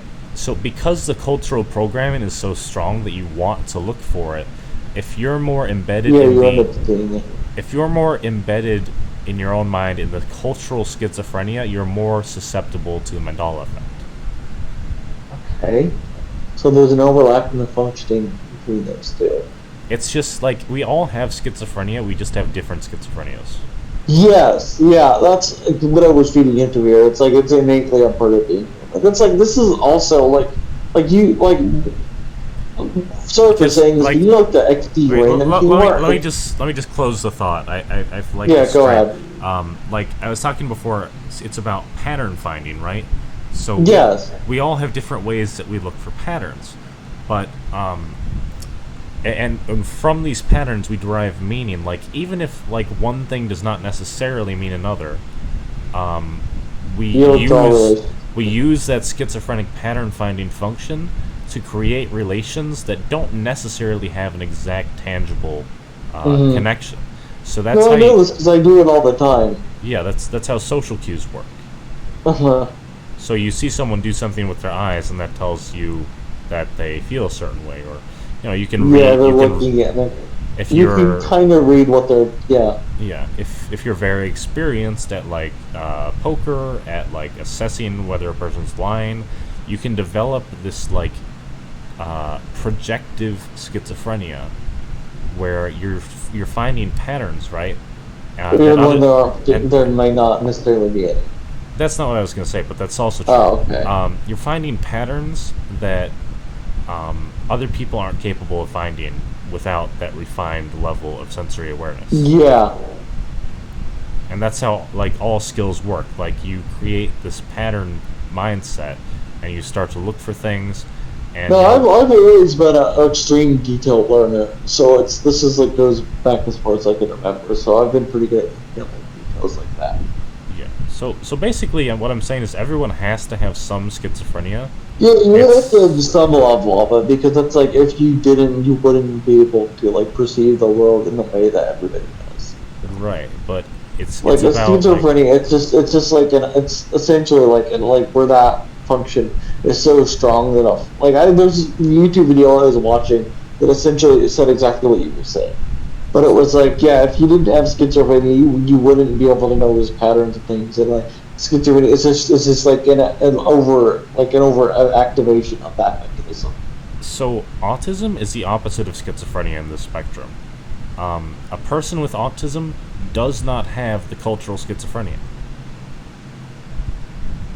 They are so self-grounded and self-reinforcing that they can't meaningfully engage with the things that are easily assumed by neurotypical people. Yeah, that's true, because it's weird. I fall under both ends of the spectrum. Like, you can't be both at the same time, but it's like, yeah, there is some cues where like I am so self-grounded in, where it's like I don't pick up on the other person's perspective when I naturally probably Well, it's kind of like when I listen to you, I'm using like the schizophrenic function, and when I'm speaking, I'm using the autistic function. Yeah, that's what I essentially what I'm saying. Yeah. Like I'm not saying anything or even like necessarily. No, yeah, it just like when you're speaking, it's yeah, they're the two functions that do the same thing, but it's like yeah, like I understand, like there is like like what is the word for it? Like a lopsided type thing when you have dealing with it because it's like they're mostly normal people. They have like a more the balance of it is like more natural. This goes Right. back into being like yeah.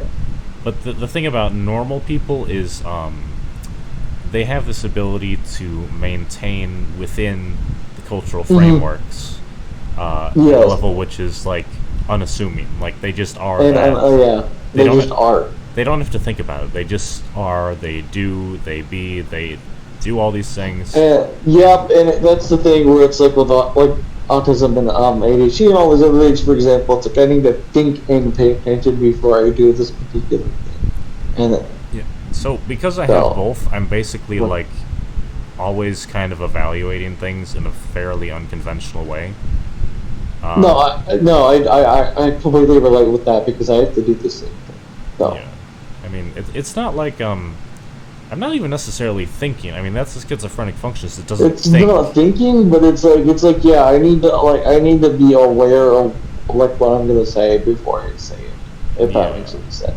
Like you the benefit of neurotypicalism is that you can just flow within society. Yeah, And- and this is gonna sound weird, but like this is when people like go back to people thinking like people like ADHD. I couldn't express emotion until I was like 8.5. It's like I didn't know the verbal cues of it. Like so I was like spoken a purely monotone voice at the age of 2 before.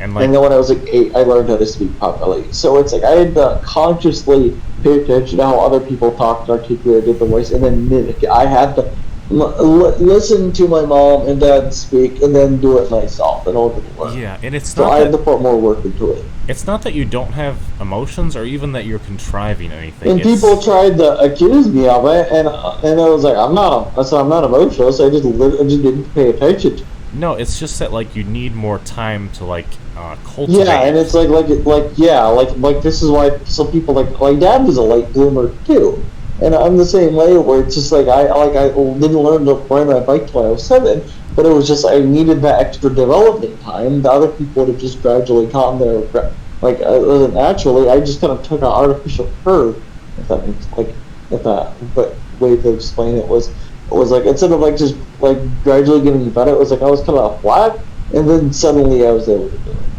That was weird. Yeah. No, I get what you're saying because that is exactly what it was like for me. I mean, literally, I have this chart that shows that in autism, the parts of the brain will grow more slowly at first, but then eventually. And then, I've seen that chart when you sent it. I looked at it and I was like, it's like where there's a slow growth, then there's like a sudden growth, and then there's like a gradual growth Yeah. at a slower rate. But it eventually accumulates in being like more functional because it started out Yeah, slow. it starts out like this is why like the Sev said, it's like people like autism. It's like once they master these skills, they're essentially godlike, and it's like this is why like they take longer time to get through. But like once like a lot of these people like they either go on and start throwing like huge like if they're intelligent.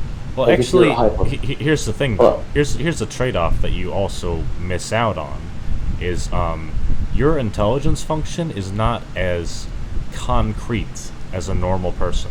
Yeah, there's a loop. There's a blind spot in my Like- view of the world, and that's ADHD. Like But- once a normal person understands things and can communicate it, it just becomes like, it no, become- everybody yeah. knows it.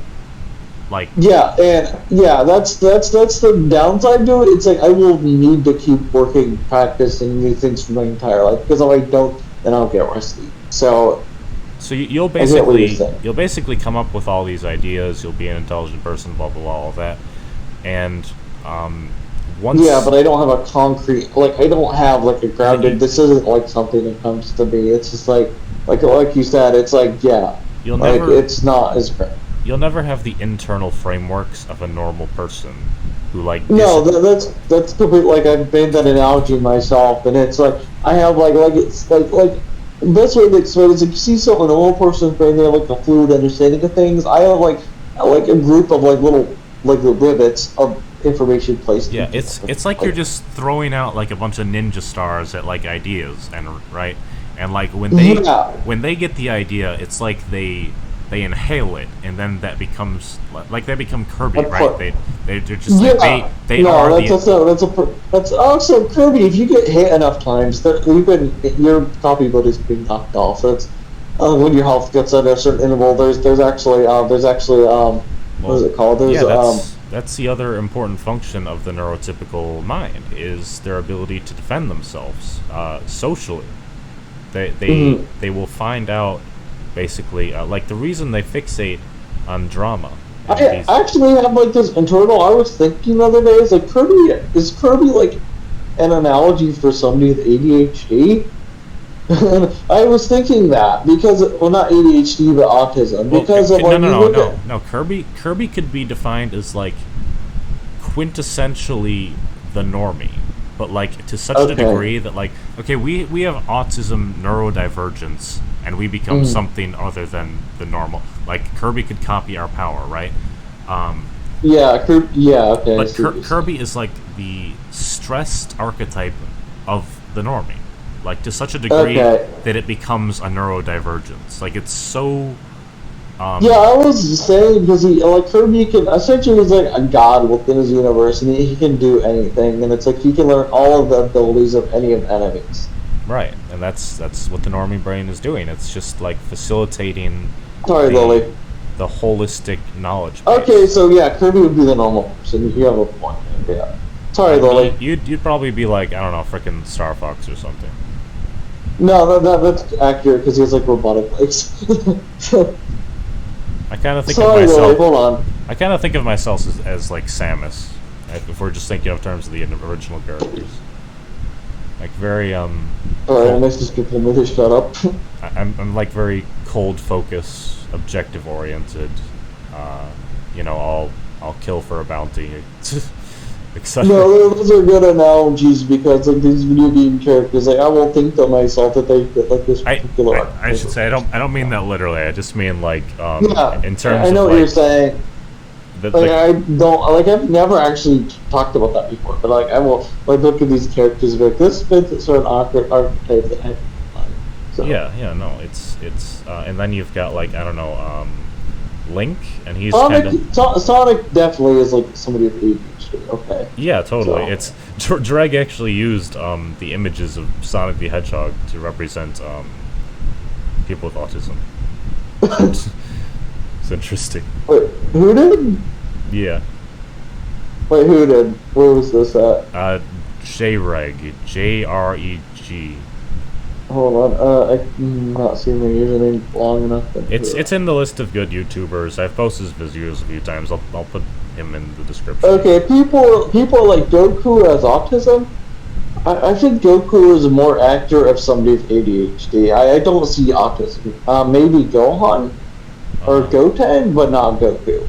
Yeah, like autism could maybe be like Piccolo or Piccolo would definitely be an SP. I can see that. Like he was a psychopath early on, but then he like slightly psychopathic, but then he developed a more like an SP. I can 100% see that. I feel like Vegeta could be like schizophrenic in a way. Vegeta, he was just like what is Vegeta like Piccolo was the OG Vegeta, and then even before that, there was there was Piccolo was the OG, and then there was Vegeta. Well, Vegeta is like the schizophrenic version because he's able to like readapt to becoming like a good person from a bad person, which is like the also, no, something else about Vegeta I find particularly interesting is his like immense self-control and like. Yes. Like, he has greater access to his ki and powers than Goku. And like that's a fact. Like a more normie-minded person doesn't have that degree of emotional detachment that they can like say F you to like everyone I'm affiliated with. I'm gonna pave my own path in life. Yeah, okay, I see what you're saying, because you're like, as soon as there was an opportunity to become a villain early on, he would just. And yeah, so like there was even not in the original script at least, like he was begrudgingly excited of Goku because it was more opportunist for him, and so he could fight with him. Yeah. Like literally, like when they had to go fight Broly in the original, like the original Broly Factor was so stupid. I like Super Broly better, but like originally, when they were like, oh well. Broly just had there, if he's just like, cool, bye, and he just like fuck off and blew everybody off and left. Hey, aren't ADHD people typically known for being like kind of like bubbly in a way? Yeah, like that, like what is it? Like people like eccentric and like what is it? Not eccentric? That's like Asperger's, but like bubbly and like extremely Like like. you can kind of get Oh. caught up in the momentum of things, right? And that's why you get No, very that's completely accurate. Like I'm that way on certain occasions too. Where I just like I'll just randomly see some person like my neighbor and start talking with them for like ages that won't pay attention. So that yeah, like I, chatty Cathy's in a way. I think maybe a normie is not necessarily a person who's in the middle of this spectrum of like schizophrenia to autism. I think they're actually a person who exhibits equal levels of Of everything everything, across the yeah, spectrum. but not Like, and then yes. I would place ADHD actually in the middle. But that's not a normie. That's like the Yeah, and like in the middle, but slightly upward. So you're right. You're right. Kirby actually is the ADHD. It's like the That's what I was saying. Yeah, because he's like he like eats inhales, like he can learn all of these different abilities, but it's like to like a god tier level. So he is like a normal person. He still has to put effort in. Because if you look at like those all these he fights gods and stuff, and like it's easy at first, but then like if you pay attention to the difficulty curve, it is like it's like there's like then after you learn these first bosses, there's like these super bosses, and it's like. But the way that the game progresses is like if it's that archetype scale, or like you need to put in effort to get there, and you can level up your abilities and stuff. And it's like Kirby, like it is lore. Like, okay, there's this weird thing, like especially with people with ADHD, when they're writing and talking about stuff, like all of the lore, like fun, like it's like they Darian? build, they revolve. Darian? Okay, Can I like just pause you? Can you just like freeze? Yeah, go ahead. Okay.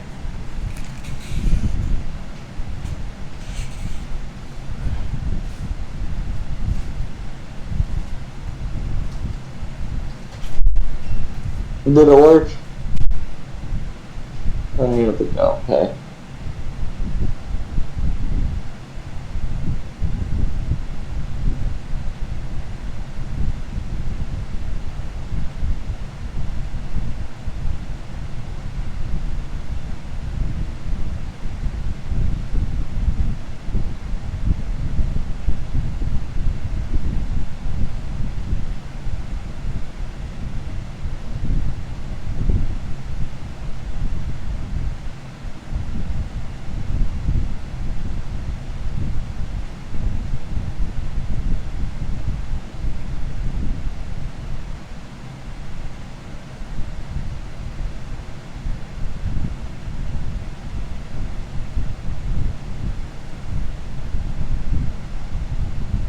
Almost here.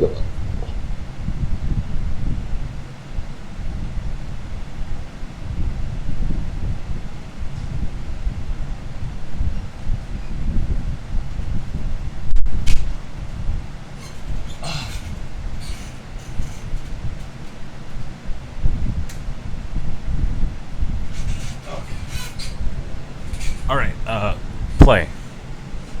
Okay, but yeah, back to what I was saying. Because the reason I say Kirby is somebody with ADHD, because this is a weird, also another weird trend I've noticed. Is like this is even in the Percy Jackson. So it's like all of their lore seem to revolve around things like medieval gods, deities, and weird like other either aliens, gods, like space age life forms. And this isn't in every situation by any means. But it's just this weird thing where people with ADHD like to write about like the ethereal type tropes. You know, I think most protagonists of books like that would actually be representative of ADHD. And yeah, I feel like that comes down due to the fact that like people with ADHD are more inwardly self-aware, and they're probably more in tune with like that, what the like the internal subconscious that represents that, and that's just due to the smaller prefrontal cortex. You have like kind of a sunken in. Like people, normal people, it's like I took stimulants off and on. It's like a dust particle will float in front of you. It's like shit. This is what it's supposed to be like. But it's just like this is also a weird thing where it's just like I'm more inwardly self-aware, like I'm less outwardly aware. But it's like as a result of that, I'm more in tune with my own internal thought processes, and it's really hard to articulate with just without being able to explain it. So, like a normal person, like just a genuinely normal person will like maybe be able to like be like this is like ties into psychopaths, like things like Vegeta. People like that are like extremely outwardly aware. Like you're aware, you're like hyper vigilant almost all the time. Like if something crosses your boundary, you just shoot.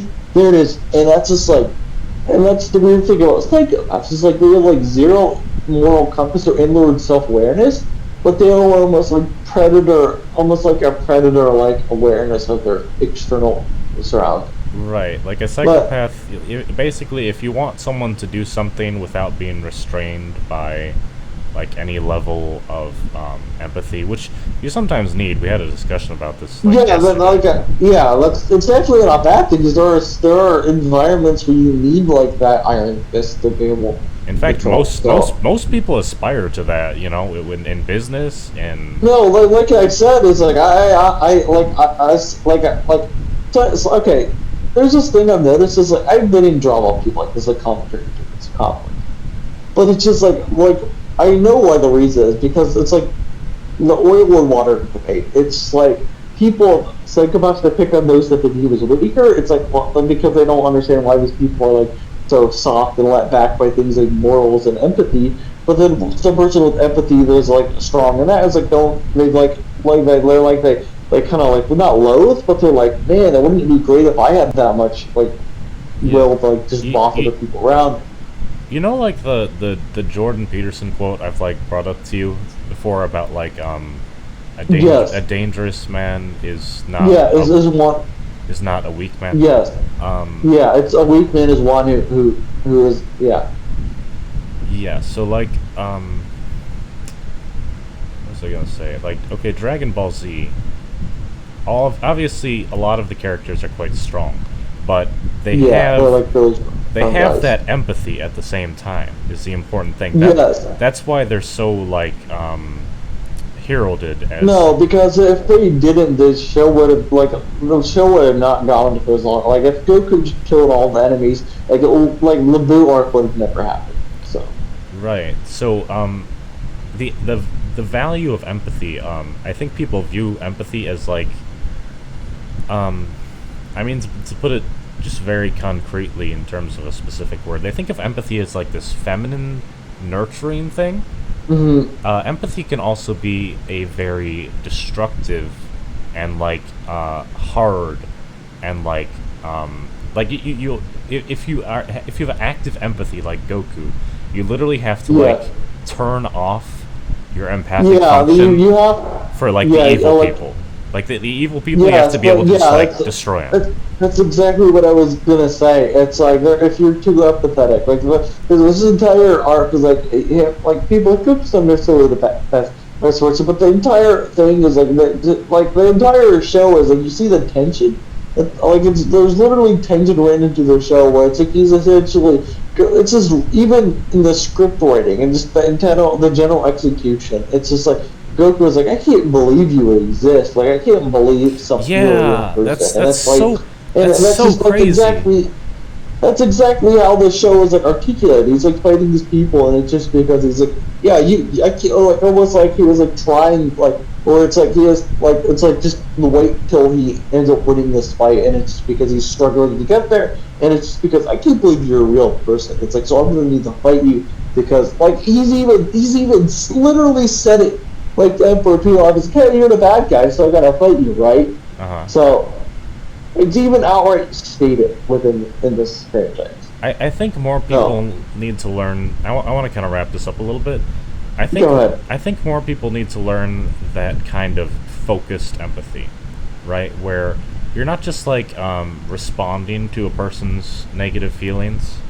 You're actually seeking out like the cause of the negative feelings, and you are working to defeat them. You're slaying demons, basically. Yeah, like I was giving the say the one thing I don't like about Goku is like he gives people the chance to change, but he always jumps on top of it. Oh, now I get the fight somebody, and it's like that's not solving the problem.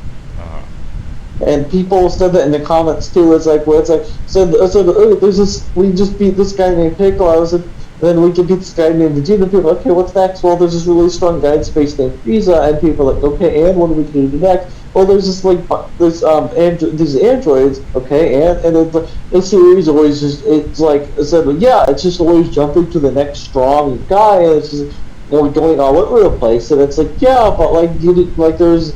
This is what I think GT improved upon. People talking about GT all the time. That's actually the question Dragon Ball Z asks you is how can you apply your own active empathy, and how can you learn the limits of that? Yeah, that is the exact thing that... How can you learn the limits of that so that you're not held back in those moments where you actually do need to strike down the bad guy?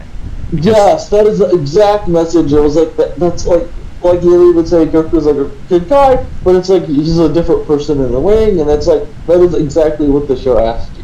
So, So in a way, I kind of respect people who are capable of meaningfully engaging with drama. Like, if they have a friend who's, like, being attacked by someone, like, verbally, they'll actually... Yeah, because I personally resonate with that message, so...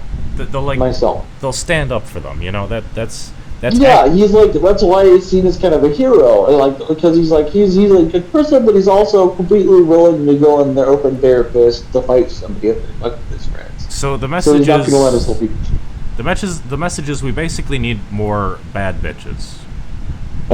We need intellectual bad bitches who will stand up for people who are being like cornered online, who are being like yes, and like, you know, you need to be able to see like other people when they're trying to understand the other person, as opposed to when they're just trying to like be like, I want to tell you all the things I know, you know, that kind of attitude. And like, you know, work to foster the people who don't know honestly, and who, you know, like when you don't know shit online, people will like call you out on it and be like, they'll basically bully you, kind of. No, I know what you're saying, and like, sorry for saying this, but do you know Bardock for Dragon Ball? Like, I've made this analogy a few times, but my dad's kind of similar to Bardock, and it's like where there's a situation where like we were going into what was it? It was like a Panera Bread. And like the employers were like being a bitch to like, it was like being like, those employers were like going around like being like a massive dick. But like to like people she was teaching them, and then it was like, hey, don't treat them that way. And then she was like, well, who are you supposed to be? Like, kind of just like that. And then it was like, I'm the owner of Rizzo's properties, and he handed her her calling card. I said, these are your employees. Maybe you should teach them how to actually, instead of just going and being a dick and bossing them around. Maybe show them how it's done. Yeah, and that's... And it said, like, paraphrasing it, but he said that. When people say, like, mind your own business, you know, they're basically trying to prevent this active empathy. They're trying to say, yeah, they're like, oh, this is my job, not yours. And it's like, no, well, you're still being a fucking snob. Right. So it's like, you know, when you try to, like, make a wider point about something, when people are, like I did this on Twitter. I called someone out. I'll like post the image, but like yeah, I literally got like I low-key harassed, dude. I said I could have handled that better, but it was because they kept gaslighting me, like, and so I'm definitely not pacifist, so I'm not really myself. Yeah, but people on Twitter will be like they like to foster like the passive empathy very much, to a point where it becomes, well, basically toxic. Cancerous. Like, not toxic. Yes, cancerous is the right word. It's an overgrowth. Yeah, that's better. I've never resonated with Twitter all that much, and it's just like, And it's like people, it's just like, what is more? There's like this person named fucking Jack Upton, and she like harassed my sister, and we all kind of got on her about that in 2011. And just recently, I'm just met another bitch, like, was charging me $100 for like an animation that she's like, I don't care. But I'm not saying your username, but I'm not naming the person. But my sister was like, "You're charging $800 for that?" And I was like, and I came in and said, "Well, it looks like shit." I said, "So you're JPEG artifacting on the export. You didn't even learn how to turn that off in the software." And it's like, if you're going to charge an $800 for an animation, it better be DreamWorks level quality. Right. And then I even was trying to predict what she was going to say next. And I said, it's okay, either she's going to drag her followers into the vouch for her, she's going to say, well, your art looks bad, and then I have formulated other things to say to all of it. All right. I'm going to wrap this up. I just want to say, I constantly say bad things about Jordan Peterson, but the thing I would say that's very positive about him is exactly this, is that he's trying to foster a collective, active empathy. That is, his message panders to people who feel like disregarded by the cultural frameworks, they're social outcasts, and he's I appreciate the quote that he did, so those are really good too. So he's trying to, like, subvert the passive empathy, which is just saying, you are valid, you are amazing, blah, blah, blah. To the point. Like that's, and I dealt with another person named, there was like Snuffles, and he was just like that, and I was like, well, that's too generic. It's like, you are special, you are loved, and all this, and I'm like, well, what does it mean? What does it even mean? It's just like, what does that even mean? That's what I pretty much told him. So, yeah, just... It needs to be more specific than that. It's like, you gotta be willing to be a little bit rough with people, to be honest. You have to be a little bit abrasive with people to get your point across. And like, that's the exact ideology my dad and I. Like, if a person's suicide, I think there's a comedian who did a bit on this. If a person is suicidal, the last thing you want to tell them is that they are perfect the way they are. Yeah, and my sister even said that to me. It was like, why is he going to tell a depressed person? It's like, well, just be happy. And I was like, that isn't what I was saying. And I was trying to give my sister a pep talk, and I was like, I was doing the thing I was supposed to. It's like, when somebody is suicidal, you need to stand up and give them something to rally, if that makes sense. Right, like, some people get benefit out of, like, all that passive processes, but at the same time, you have to recognize, like, we are flawed, and we should also be able... As much as we are valid, we need to be invalid, right? Yeah, it's like, this is like I said, like, nobody's perfect, and it's just like, everybody has personal flaws, and it was this huge test on Instagram. I was like, what is your toxic trait? And somebody said, it's crazy that people bringing up on being a flawed person is like, being this toxic. I said, and it was exactly what I was thinking. I was like, having a personal flaw doesn't make you a toxic person, it just makes you an imperfect individual. So, like I said, like, Goku is a pretty perfect example of this. People's up to this person, but the fact that he's honest about that is what makes him still a good person. Yeah, like, that's that awareness. Like, the ADHD function is like him expressing his empathy to others in a way that, like, he doesn't know how to reconcile it. So he can... Yeah, it's that awareness of it that makes him a good person. And he's that. But he was just as, like, the Goku Black was like, it was like a perfect example of this. Like, Goku, even her during when he was fighting Raditz, he was like kind of psychotic. It's like the fact that his character is written so honest, like, just honest about, like, it's like he's not trying to hide anything from the audience. He likes fighting. And he even says that I'm not some warrior of justice or anything. So it's the honesty that makes him a good person. Right. Yeah. It's like, he maintains that level of self-awareness because he is immersed in the empathy. And if he's not immersed in the empathy, he's not himself. It's... Yeah, like, if he was, like, emotionless, cold, like, it's basically asking you, hey, like, a Goku with no empathy would just be like Goku, like, going around murdering everybody. Well, you're so glad he's not going around doing that, aren't we? So, like, what about, like, Batman? Like, he kind of has to be the opposite of Goku in a way. Do you think? Yeah, because he's more detached, and he's like, that is a good point. He's like kind of this anti-hero where he's like there was this, what was that? Gotham City. There was this one franchise group, and there was an episode where basically they were trying. There's like this one person that came to him asking him for help, and what he ended up doing was he ended up like sticking his sign in the captain, like essentially killing him. And it was like, and they were like, well, you were supposed to kill him, and he was like, well, I've never been particularly great at saving people's lives. I've just been good at fixing the problem. And like the entire, yeah. Yeah, you So, have like, to be able to do stuff like that. If you're like a sniper and there's like a hostage situation, yeah. you need to have Yeah, if like, you look at Sniper from Team Fortress 2, that is also a good other thing. because So, the important job of a sniper is to be able to shoot on a moment's notice, like at the signal. Like you do not think, you do not feel when you do that. You simply yeah, like your point is to eradicate the enemy, and you need to be able to do that. If you like spare them, then they're like they can come back and like spread outsider information or whatever. Like point being is you're letting the enemy get up. Yeah. So Batman is like very he calculates everything, right?